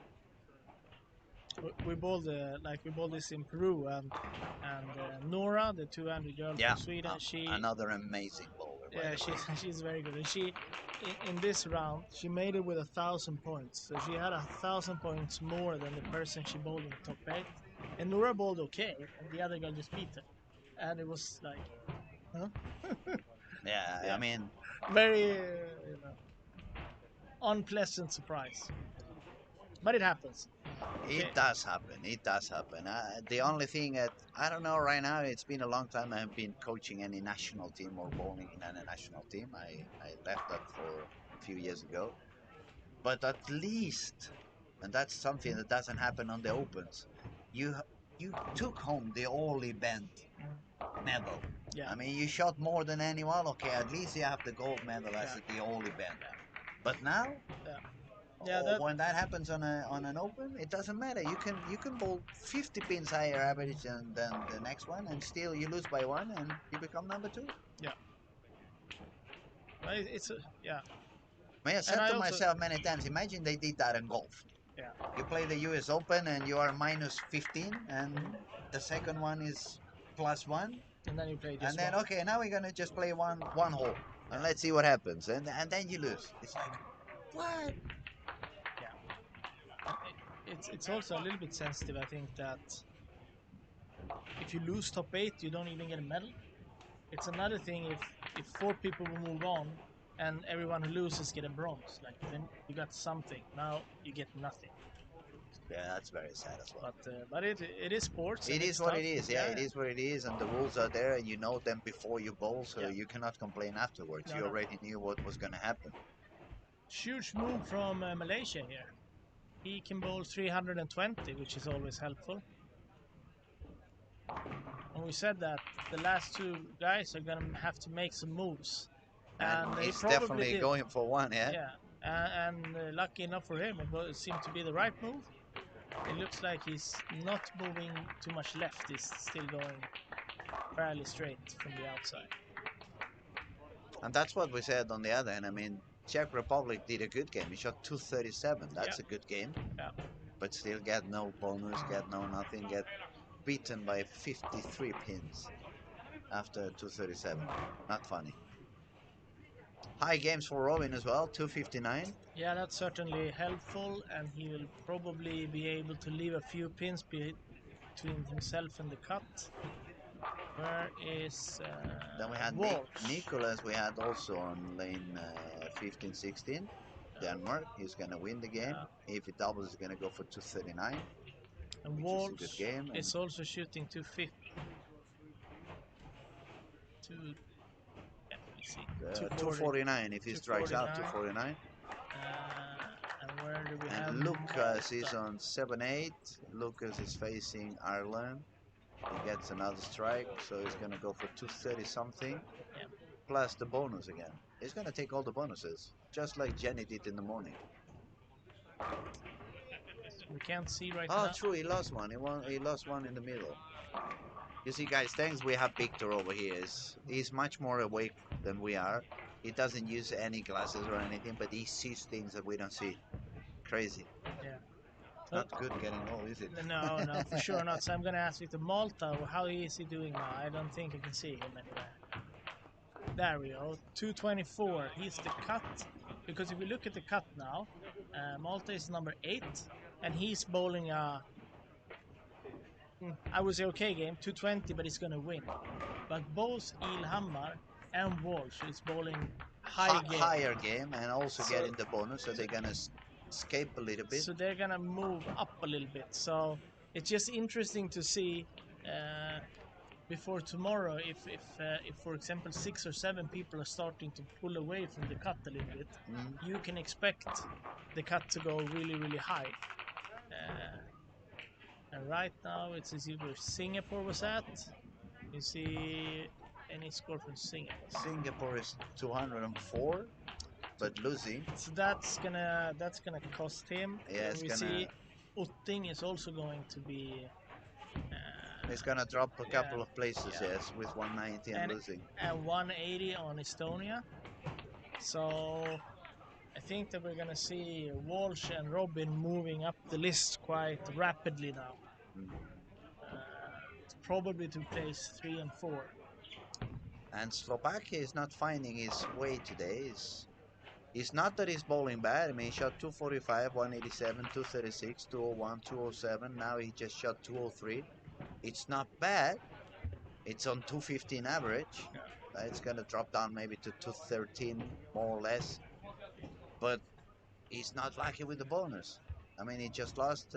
Blake shot 250 on him. Yeah. Well, you're going to get pretty lucky if you want to win under 220 today. Most likely you're going to need more than 220. Yeah, 230, 240 to try to make sure you win your game.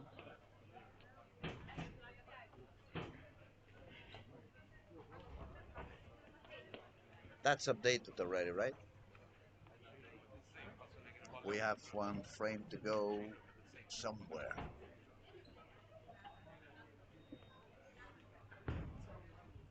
No, they're starting the next game, that's true. You can see in the top there is everyone that's close to 200 or 190, they lost that game. Nobody won that. 1640. Yeah, and I said Ilhamar and Walsh moved up to 3rd and 4th. like expected. So now we had all Scandinavia on the top. We have Finland number 1, Denmark number 2, Sweden number 3. And then far away from here, Australia, number 4. Australia is 4th, Estonia is 5th, Norway dropped down to 6th place. Right Oh. now, it's looking pretty good for the countries as in the Eurovision Song Contest, Yeah. which is those countries including Australia for some reason. Well, they've been invited. Yeah. See if somebody has any. There's been a change on the wall. Robin was 3rd, Australia was 4th. Now all of a sudden I see Australia is 3rd and Robin is 4th. Probably some issue with the bonus.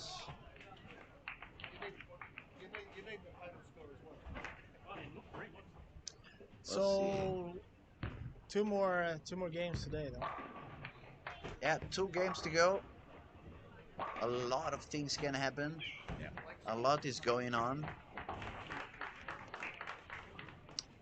And I think it's fun for a change to see people bowling outside all day long and not just jumping the gutter and flying balls down there 50 feet down the ground. And I don't like that. Maybe I'm too much on the old school, but I mean, for me, when the heads were dry, I would increase the speed, spin it a lot more, weaken up my wrist so I would take away some reps, and the ball would do everything for me. If I have to think about sending the ball 40 feet down the lane, I mean, my wrist hurts just to think about it. Just imagining on doing that, everything hurts. I think that the one part which is a little bit different now too is that as long as they can keep their line and rely on it, they are gonna keep averaging 240. But when they lose it, it can quickly go to 170, Yeah, 180. yeah, I agree. It's not gonna be like they're gonna have a little bit less carry and shoot 215. It's either gonna be high or it's gonna go pretty bad.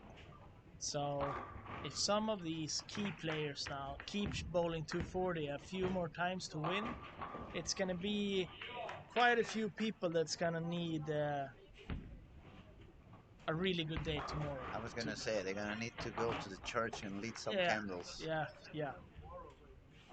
Okay, I just saw a very interesting pin action on lane 17 for Nicholas, Denmark. It was a little bit light on the pocket, but the pins that wanted to stay there, it was actually the 5, 7, 10. It was the messenger that took away both the 5 and the 10. So the reason why I mentioned that, if you guys are watching on lane 17 and 18, I'm not sure if he missed a little bit inside and increased a little bit the speed, or missed a little bit of the gripping, and therefore the ball, since it was a little bit deeper, it deflected a little bit when it got to the pocket. Or it may be that lane 17 has already some of the traffic of those urethane balls pushing the oil down, and he's gonna need to move further outside. So I'm gonna pay attention to see what goes on Nicola's ball for the next couple of shots.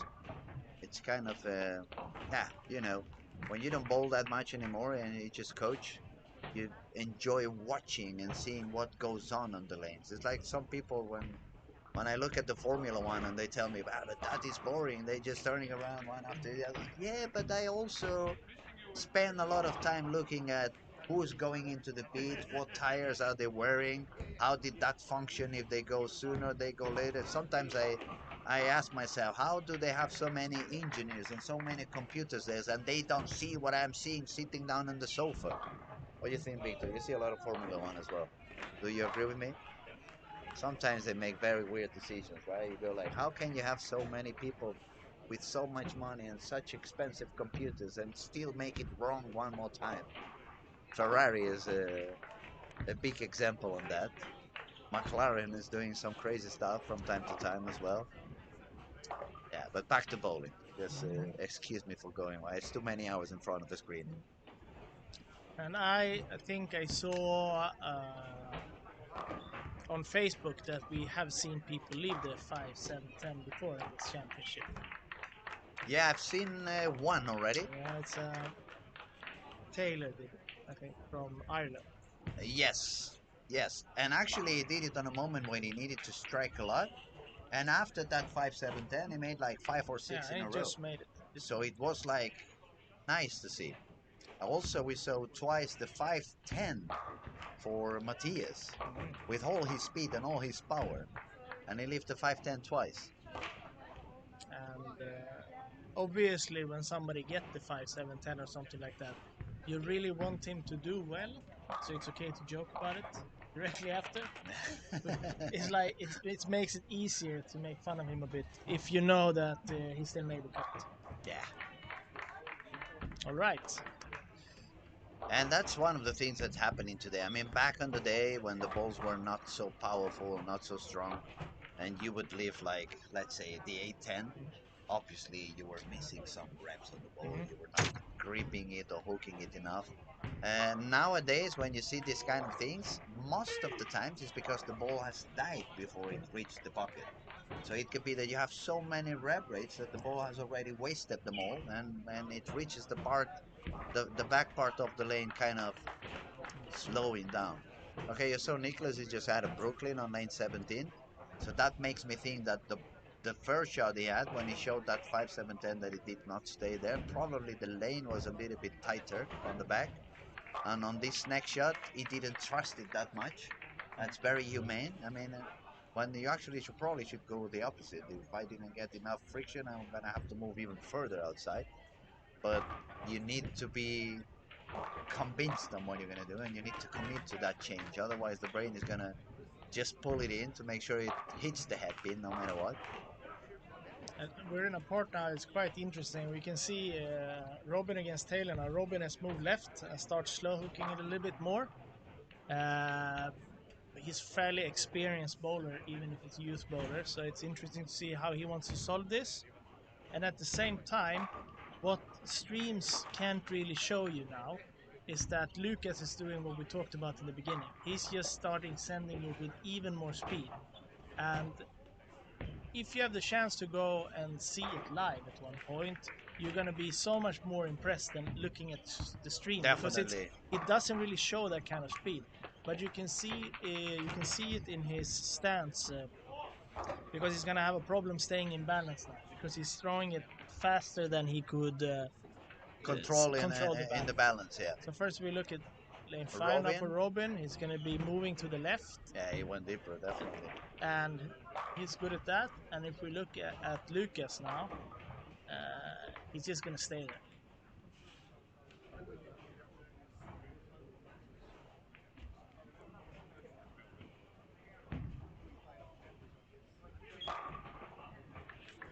Yeah, he's on forward more or less. Yeah, and he always have to put the right foot in because it's just too much. Too much power, Yeah, and and he speed. needs the Yeah, extra step before yeah, falling down. yeah. And back in the days, they would beat us if we did that. We Oh put it, yeah, oh yeah. but now it's like he's using Post the more. shot, Yeah, post the shot. and Yeah, yeah. clearly you should do that. But if you need to use more speed than you can post a shot, then just use the speed if you need it. But it's very interesting now that we can see two very experienced bowlers trying to solve the same problem in very different In ways. a very different way, And I can definitely. see also now that without being like now we're gonna see some of the bowlers that hasn't experienced as much tournament competition run into problems because they don't know really what to do. They might move to the left, but they can't slow down, or they Also, I can't. think we are reaching that moment that also is going to show which coaches are also more, let's say, effective on this Yeah, particular kind of situations, and some that are not that used to it. yeah, And for sure. from a coach point of view or perspective, I would like to tell all those coaches out there that it's more than fine to correct the technique, and obviously you need to correct the technique, but do that while they are practicing. Yeah, Because I see the mistake in a few coaches, even I've seen it this week. They try to correct the technique yeah. in the middle of the competition. You have And what I you have mean, when you get there. no, you have what you have. You have to trust your muscle memory. You don't want to mess with your muscle memory when you're competing. It's all about repetition. Just focus on whatever is happening on the lanes. Accept accept the shape you have today. Not always is 100%. You're not always going to be as competitive or as repetitive as you wish, but you have what you have, and the tools you have, you're not going to change them in 3 frames. You're not going to change them during the warm up or in one particular game. So you have what you have, and your coaches should help you to read the lane, to understand what's going on with the transition and the pin action. But they should never change your technique during the event. No, At I least agree. that's my opinion. No, I agree. But I mean, it's when you're starting to deal with that, you would be in too much problem to save yourself anyway. But it's gonna be. Oh shit! He's Yeah, throwing he it missed. fast. Yeah, He he missed missed. out. He missed. Yeah, I think he was way into the friction, but it's fun. Yeah, he's very emotional too. So it's kind of yeah. fun. It's fun to watch him. Especially for being a Scandinavian or being Finnish, Finnish for you sure. use that they are so Yeah. calm and so cool. And Robin is fairly calm. I'm for sure this is going to be the time where the more experienced bowlers can be shine, getting. yeah. Yeah, they're going to be adding some pins on the not experienced ones. Mm. I mean, that's one of the beautiful things I see. I You're going to see a remember lot of 2 pins on it people. was probably three years ago, 3.5 years ago, when I moved up to Sweden to do some coaching up there. We had not a discussion or not a disagreement, I would say, but I made a comment at the point that it felt like Sweden had slipped away a little bit to what I was used to 20 years ago. But even when I said that 3 or 4 years ago, now when I look at it now, it's like, no, I was wrong. I was Yeah. wrong because you have so many new bowlers, so much talent. So probably what actually was happening, time is always a friend because it helps you have a better perspective of what goes on. And I believe what I saw happening 3 or 4 years ago is that you guys were in the middle of the transition. It was all the single-handed bowlers from not our generation, but just a few years after, Yeah. and all of a sudden you're gaining so many new bowlers, all these two-handeds like Robin, like Carl, Yeah. like the other Robin. I don't remember the Yeah. William. I Yeah. mean, you got so many young bowlers that they are so talented, Yeah. and they can do so many things with their balls and their equipment. Yeah. It looks like you're gonna have the next 10, 15 years. It's gonna be very tough to beat Sweden and at bowling, and the same thing for the girls. Yeah, I mean, I'm very happy how it looks. We're trying hard to if you take the girls from aside, the urethane has been bad for women's bowling. It made it very difficult for the women to play the European tour because it's expensive to go, and they can hardly do anything when the guys started bowling the Yeah, urethane. of course. So we've been creating a small women tour in Sweden. It's just 4 stop small tournaments, and also it doesn't become so useful for the federation that the girls would try to learn how to bowl urethane with the men when we're not going to do that in the In the championship. championships, So no, we of want to course. create bowling tournaments where we can compete in the way that we need to do in the championships. Robin coming off bowling 260 here. Uh, but And for sure, there's plenty of young guys that throws it really well, and we try to. At the same time, we're happy that they can do so well with purple hammers on 2 lanes. We also try to give them the education of bowling trickier lanes, because we don't know what the future is going to give us. I think that's one of the true aspects that really separate countries. Like if I compare Spain and Sweden, not only the amount of bowlers you have compared to us, but the education in the bowling centers. Down there in Spain, I would say we have maybe 20, 25 bowling alleys in the country.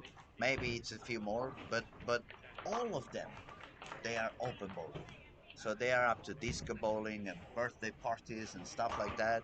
And even to ask for a couple of lanes where you can put some oil on so at least you have fresh feeling on the Mhm. heads. Even that is hard. to accomplish at some point.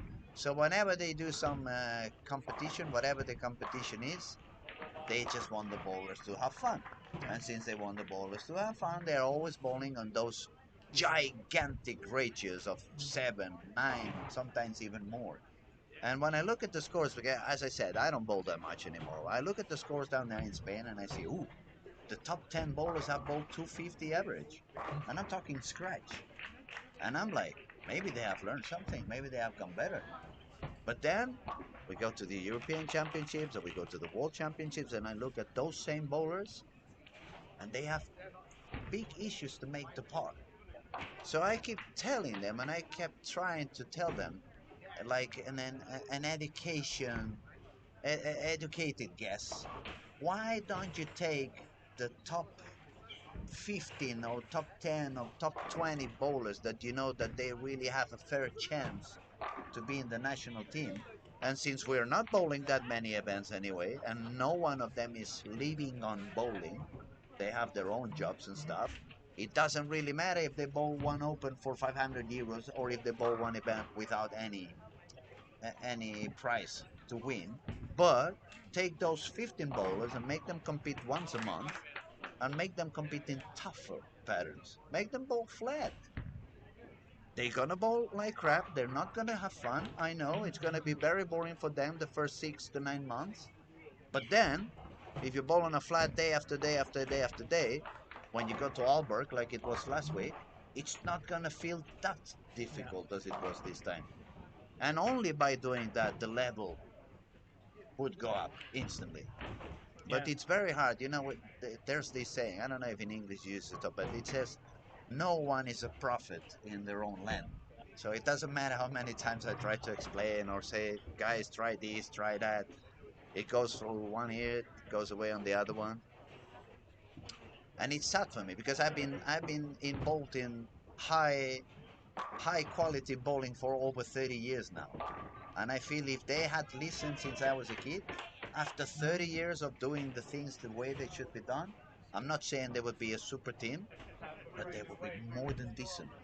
And they would definitely be a lot better than they are now. And I feel sorry for the younger generations because they love the game, they really want to improve, they really want to bowl better, but nobody's helping them. On the contrary, they're making it tougher for them. Easier lanes, always the same pattern, always between second and third arrow and putting the brake pin on 5. And you can miss 5 to the right, you can miss 5 to the left, you can still gonna hit the pocket. That's never gonna help them. It's a very hard thing to reverse that because when you start putting easier patterns, people are gonna, you know, not being able. They don't have to practice so much and No, still that's get the what I mean, and scores. it's also at the end, in the long way, it's also bad for the business, because the bowling alleys are full with open bowling at certain amount of hours, but there are other hours where they are empty. So if you are a new bowler and I don't give you 50 pins of handicap and I don't put you on lanes where you're going to bowl 200 with today's balls, even it's the first time you bowl in your life, on the contrary, I put you like, if you go golfing, you think you can beat Jesper Parnevik or any other Swedish golfer, professional, first time No, you golf? no, of course It's not. never going to happen. In bowling, that's what happened in Spain. You bowl for the first time and they give you 50 pins of handicap, they put you in such an easy pattern, you can beat me that I have been bowling for all my life. Because I'm going to have 0, I'm going to make 220 or 225, and you're going to have 210 plus 40, 250. Game over. So you're never going to practice. You go there and like, oh, I'm already winning on Yeah, this board. I'm already a Why should star. I practice? Why should I train? Why should I spend money on the bowling alley trying to learn something I can already win? We had a tight match where I'm guessing this is just an educated guess, but I think also New Zealand and Australia wants to beat each other. Oh Usually, yes. that's the Oh case when yes. you're neighbors. Yeah. That was another derby. Yeah. hmm So New Zealand came out on top there, and he really needed that because he's under the cut. Under the cut, and 247 plus 30, it's gonna make him Yeah, him jump a little bit higher, get closer to the cut at least. I think that maybe Robin is advancing to close to get around Carter now. He to shot 67. and win, and Carter bowled 2-0 and lost. So I think Robin might be moving to second now. Lucas did. Estonia shot 181 and lost as well. So Norway is going to jump up after Matthias shot 247 and won his game. Malaysia had a little bit reaction of that high game and shot 190. So Lucas is going to keep the lead, but Robin is moving to second. Yeah, it looks like Denmark is going to fall down to third. Australia probably fourth. Estonia may go down to sixth. I think Norway is going to jump up a little bit. So it could be the Scandinavian derby all over again, yeah? 1, 2, 3.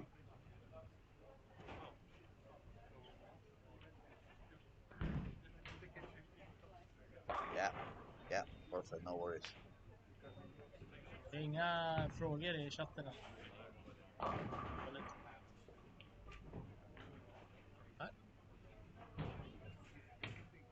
Just remember, guys, if you want to ask something, just go ahead. Don't be shy. I know we talk a lot and we never seem to shut down. But feel free to ask whatever you want, comment whatever you want. You can criticize as well. You can tell us we have no clue of what we're saying. We respect each and every opinion. And I mean, the more opinions we have and the more we talk about, the more brainstorming, the more everyone's going to learn. It's always obviously different points of views on the stuff, and we're happy to listen and to read any of your comments as well. So Robin came off missing the head pin, but managed to make a spare. 110. Starting to leave a few pins in the first frame for everyone. We can see that Estonia has dropped out of the cut with 1658. And we have another split to begin for Denmark. That's a lot of slipping down a little bit now. Yeah. I mean, after all, he's a one-handed bowler. He's not going to be as high as in rep rate as some of the two-handers. And since there's a lot of urethane going on down the lane, it may explain why he's a little bit more in trouble than he was a few games ago.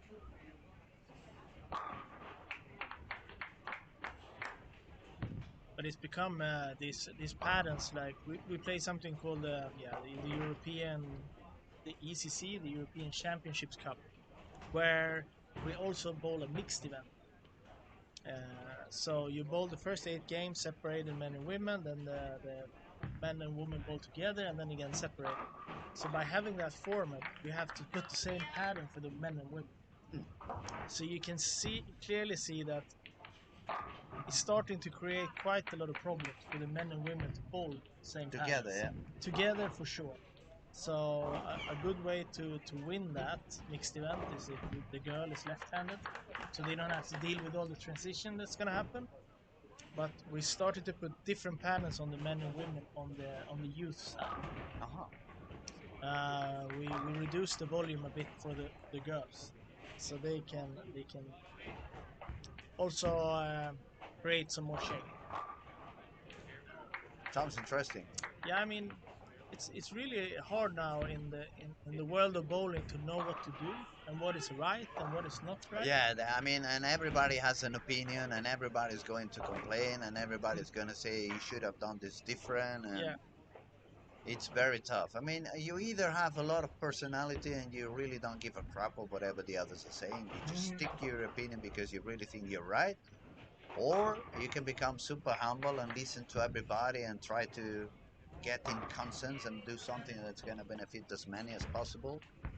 But at the end, it really doesn't matter what you decide. I mean, someone's going to criticize no matter what, and someone's going to be angry no matter what, and they're always going to find a way to explain why you were wrong. Usually they do it also after the competition. Yeah. When it's fairly easy to know what you should have done.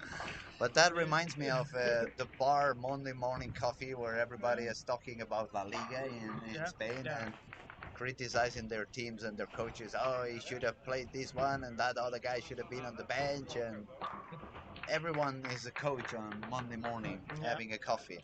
Yeah.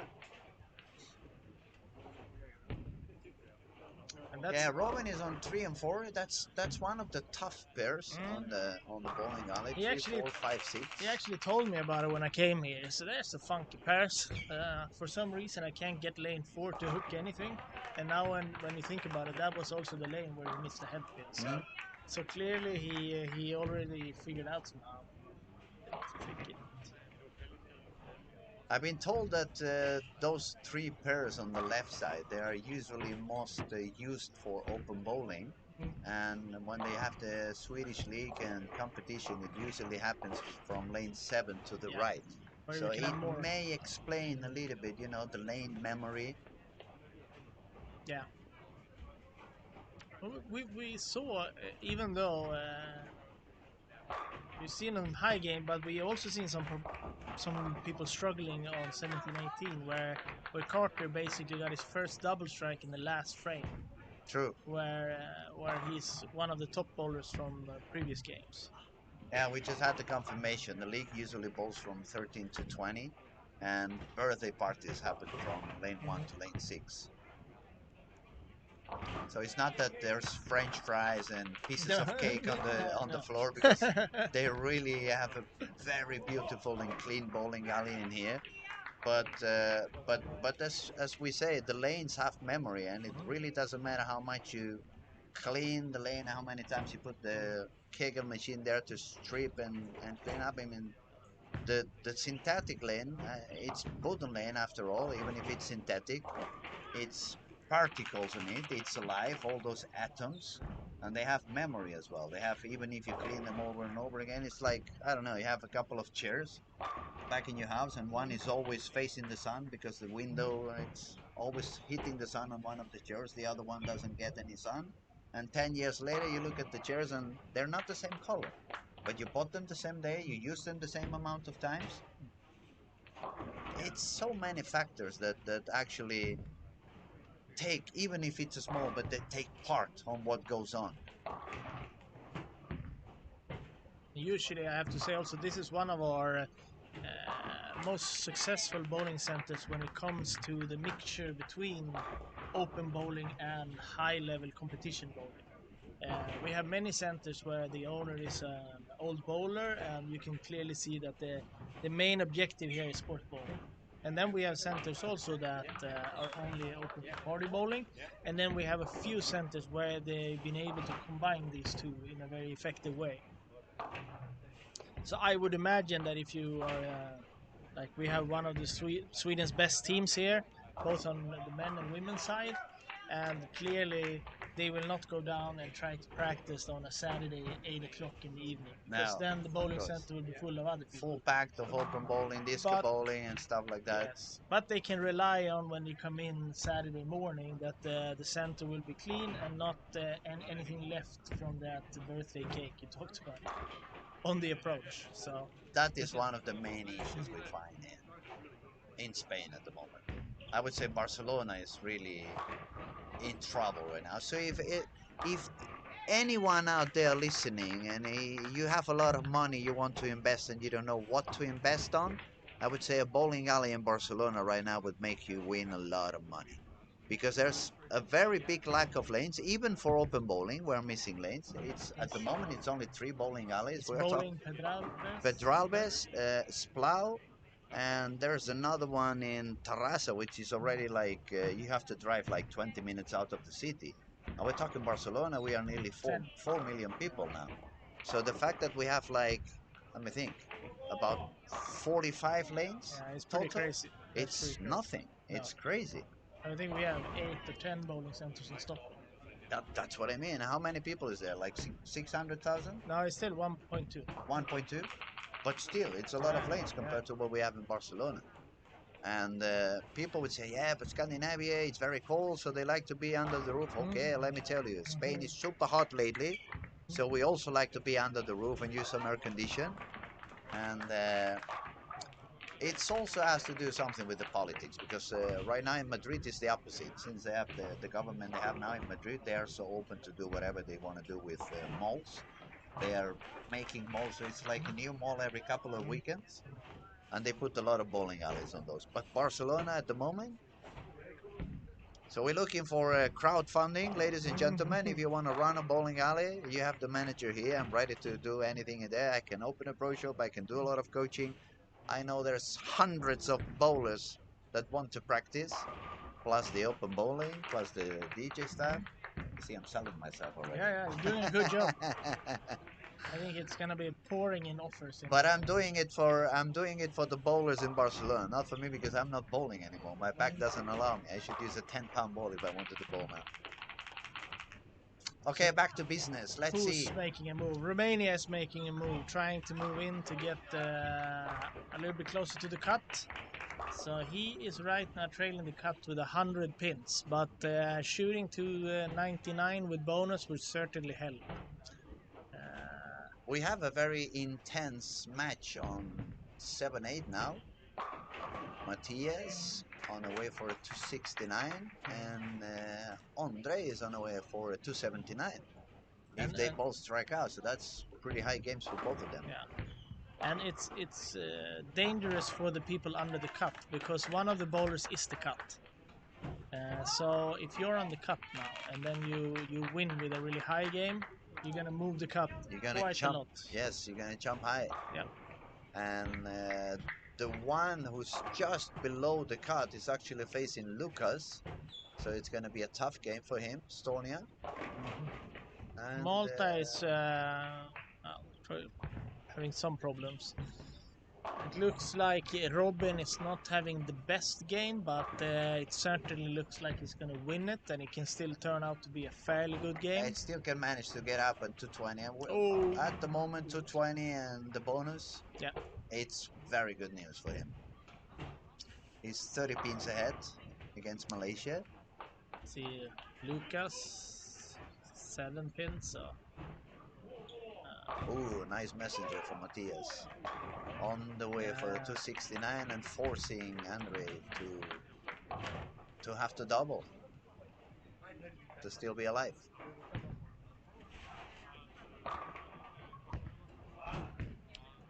And a solid strike for Robin, which only means that he doesn't even have to make a mark in the last frame. And he got the strike as well. Oh, it's a very tight game. Very, very tight game. Prekop, he's bowled most of the championships, including the previous ECC, and he's very dangerous in making high scores. He can make some huge scores. I must say also, he's a very funny kid. He's a very funny kid. Very funny kid. But I have to say, watching bowling like this now, even though I don't do much else than just watching bowling, it's fairly hard to just watch these guys and try to understand exactly how talented or established they are. They all look pretty good when they can use purples this way or urethane. Yeah, there you go, 279.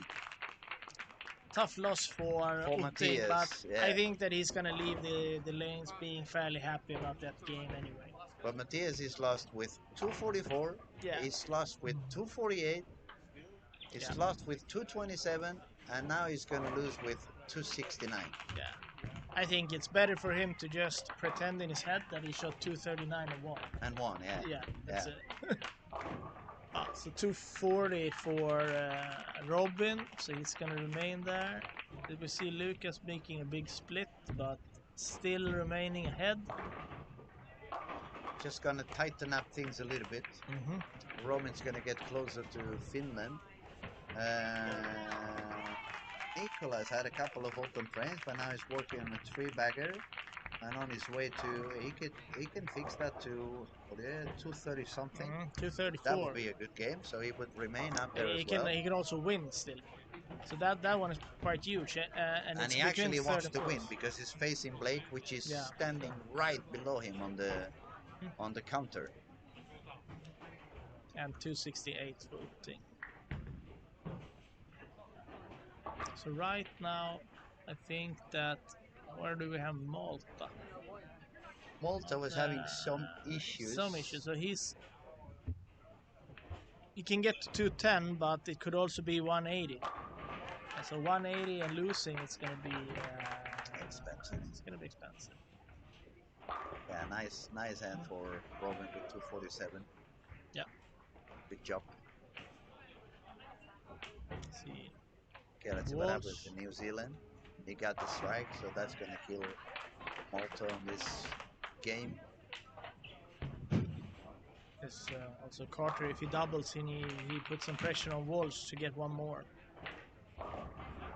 Can hear some noise out of the room, so I guess some of the bowlers wasn't happy at the very end. Some balls are flying. Could be. I would bet on Tyler was having a hard last game. Yes. But we said lane 17, 18 also a little bit tricky, so it can happen. And he's got 1, 2, 3, 4 strikes in one lane, not a single strike on the other one. It got 7, 6, 9, 6, and 8 miss. 3 open frames, no strikes on the other lane. So probably that's the reason why I wasn't so pleased about it. Yeah. Nice finish for Nicholas. He moved to a reactive for sure. That ball moved a lot different than it was doing with the purple hammer. So it was the right call for him. The Kuwaiti bowler, he just stoned an 8-pin to lose contact with the chances of winning that. Lucas. Let's keep jamming it up from the outside. Nice double, so he's going to go for 230, take the 30 pins bonus.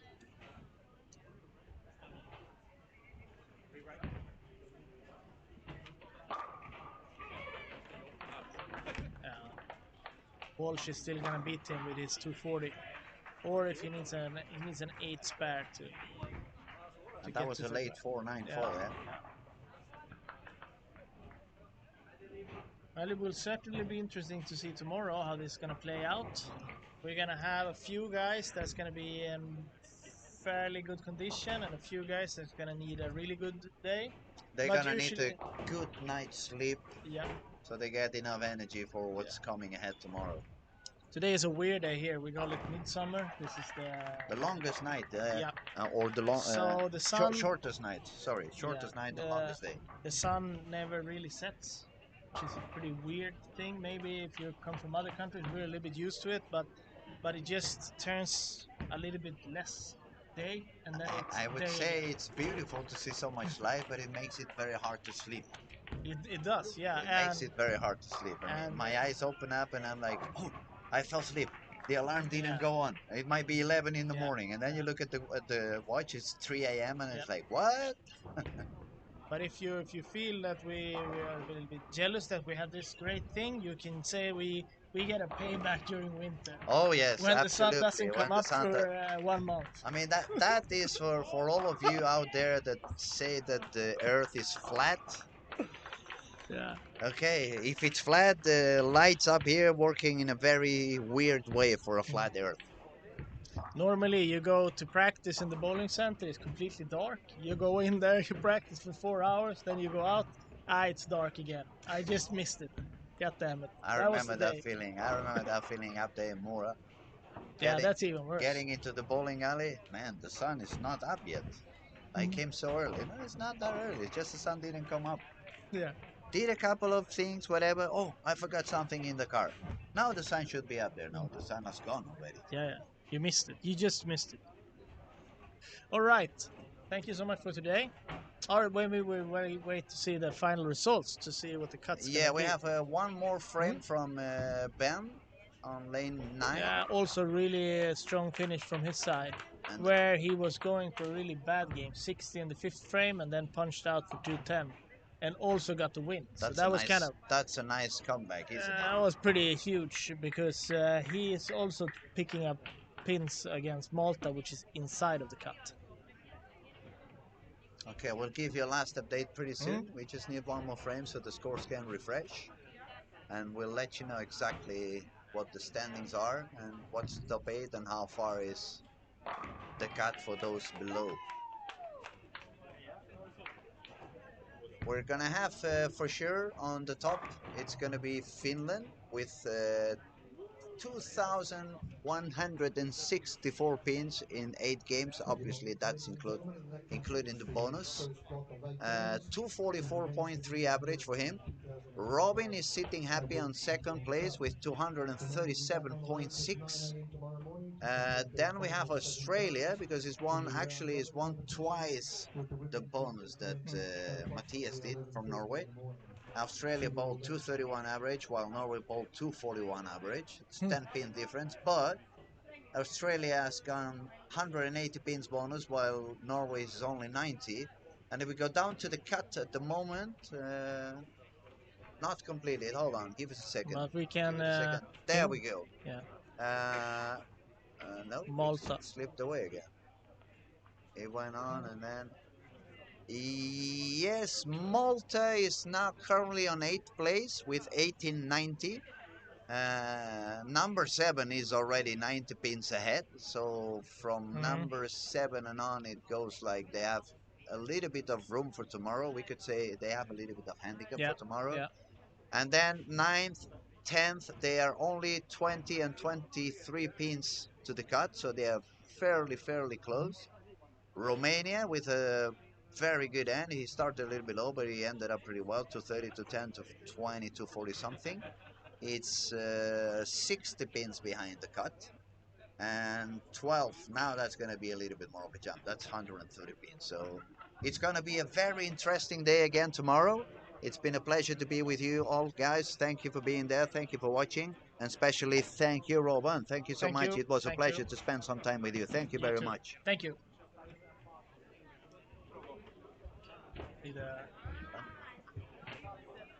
It's very weird when you travel to different places. Like, I would say that Singapore, Malaysia, those guys are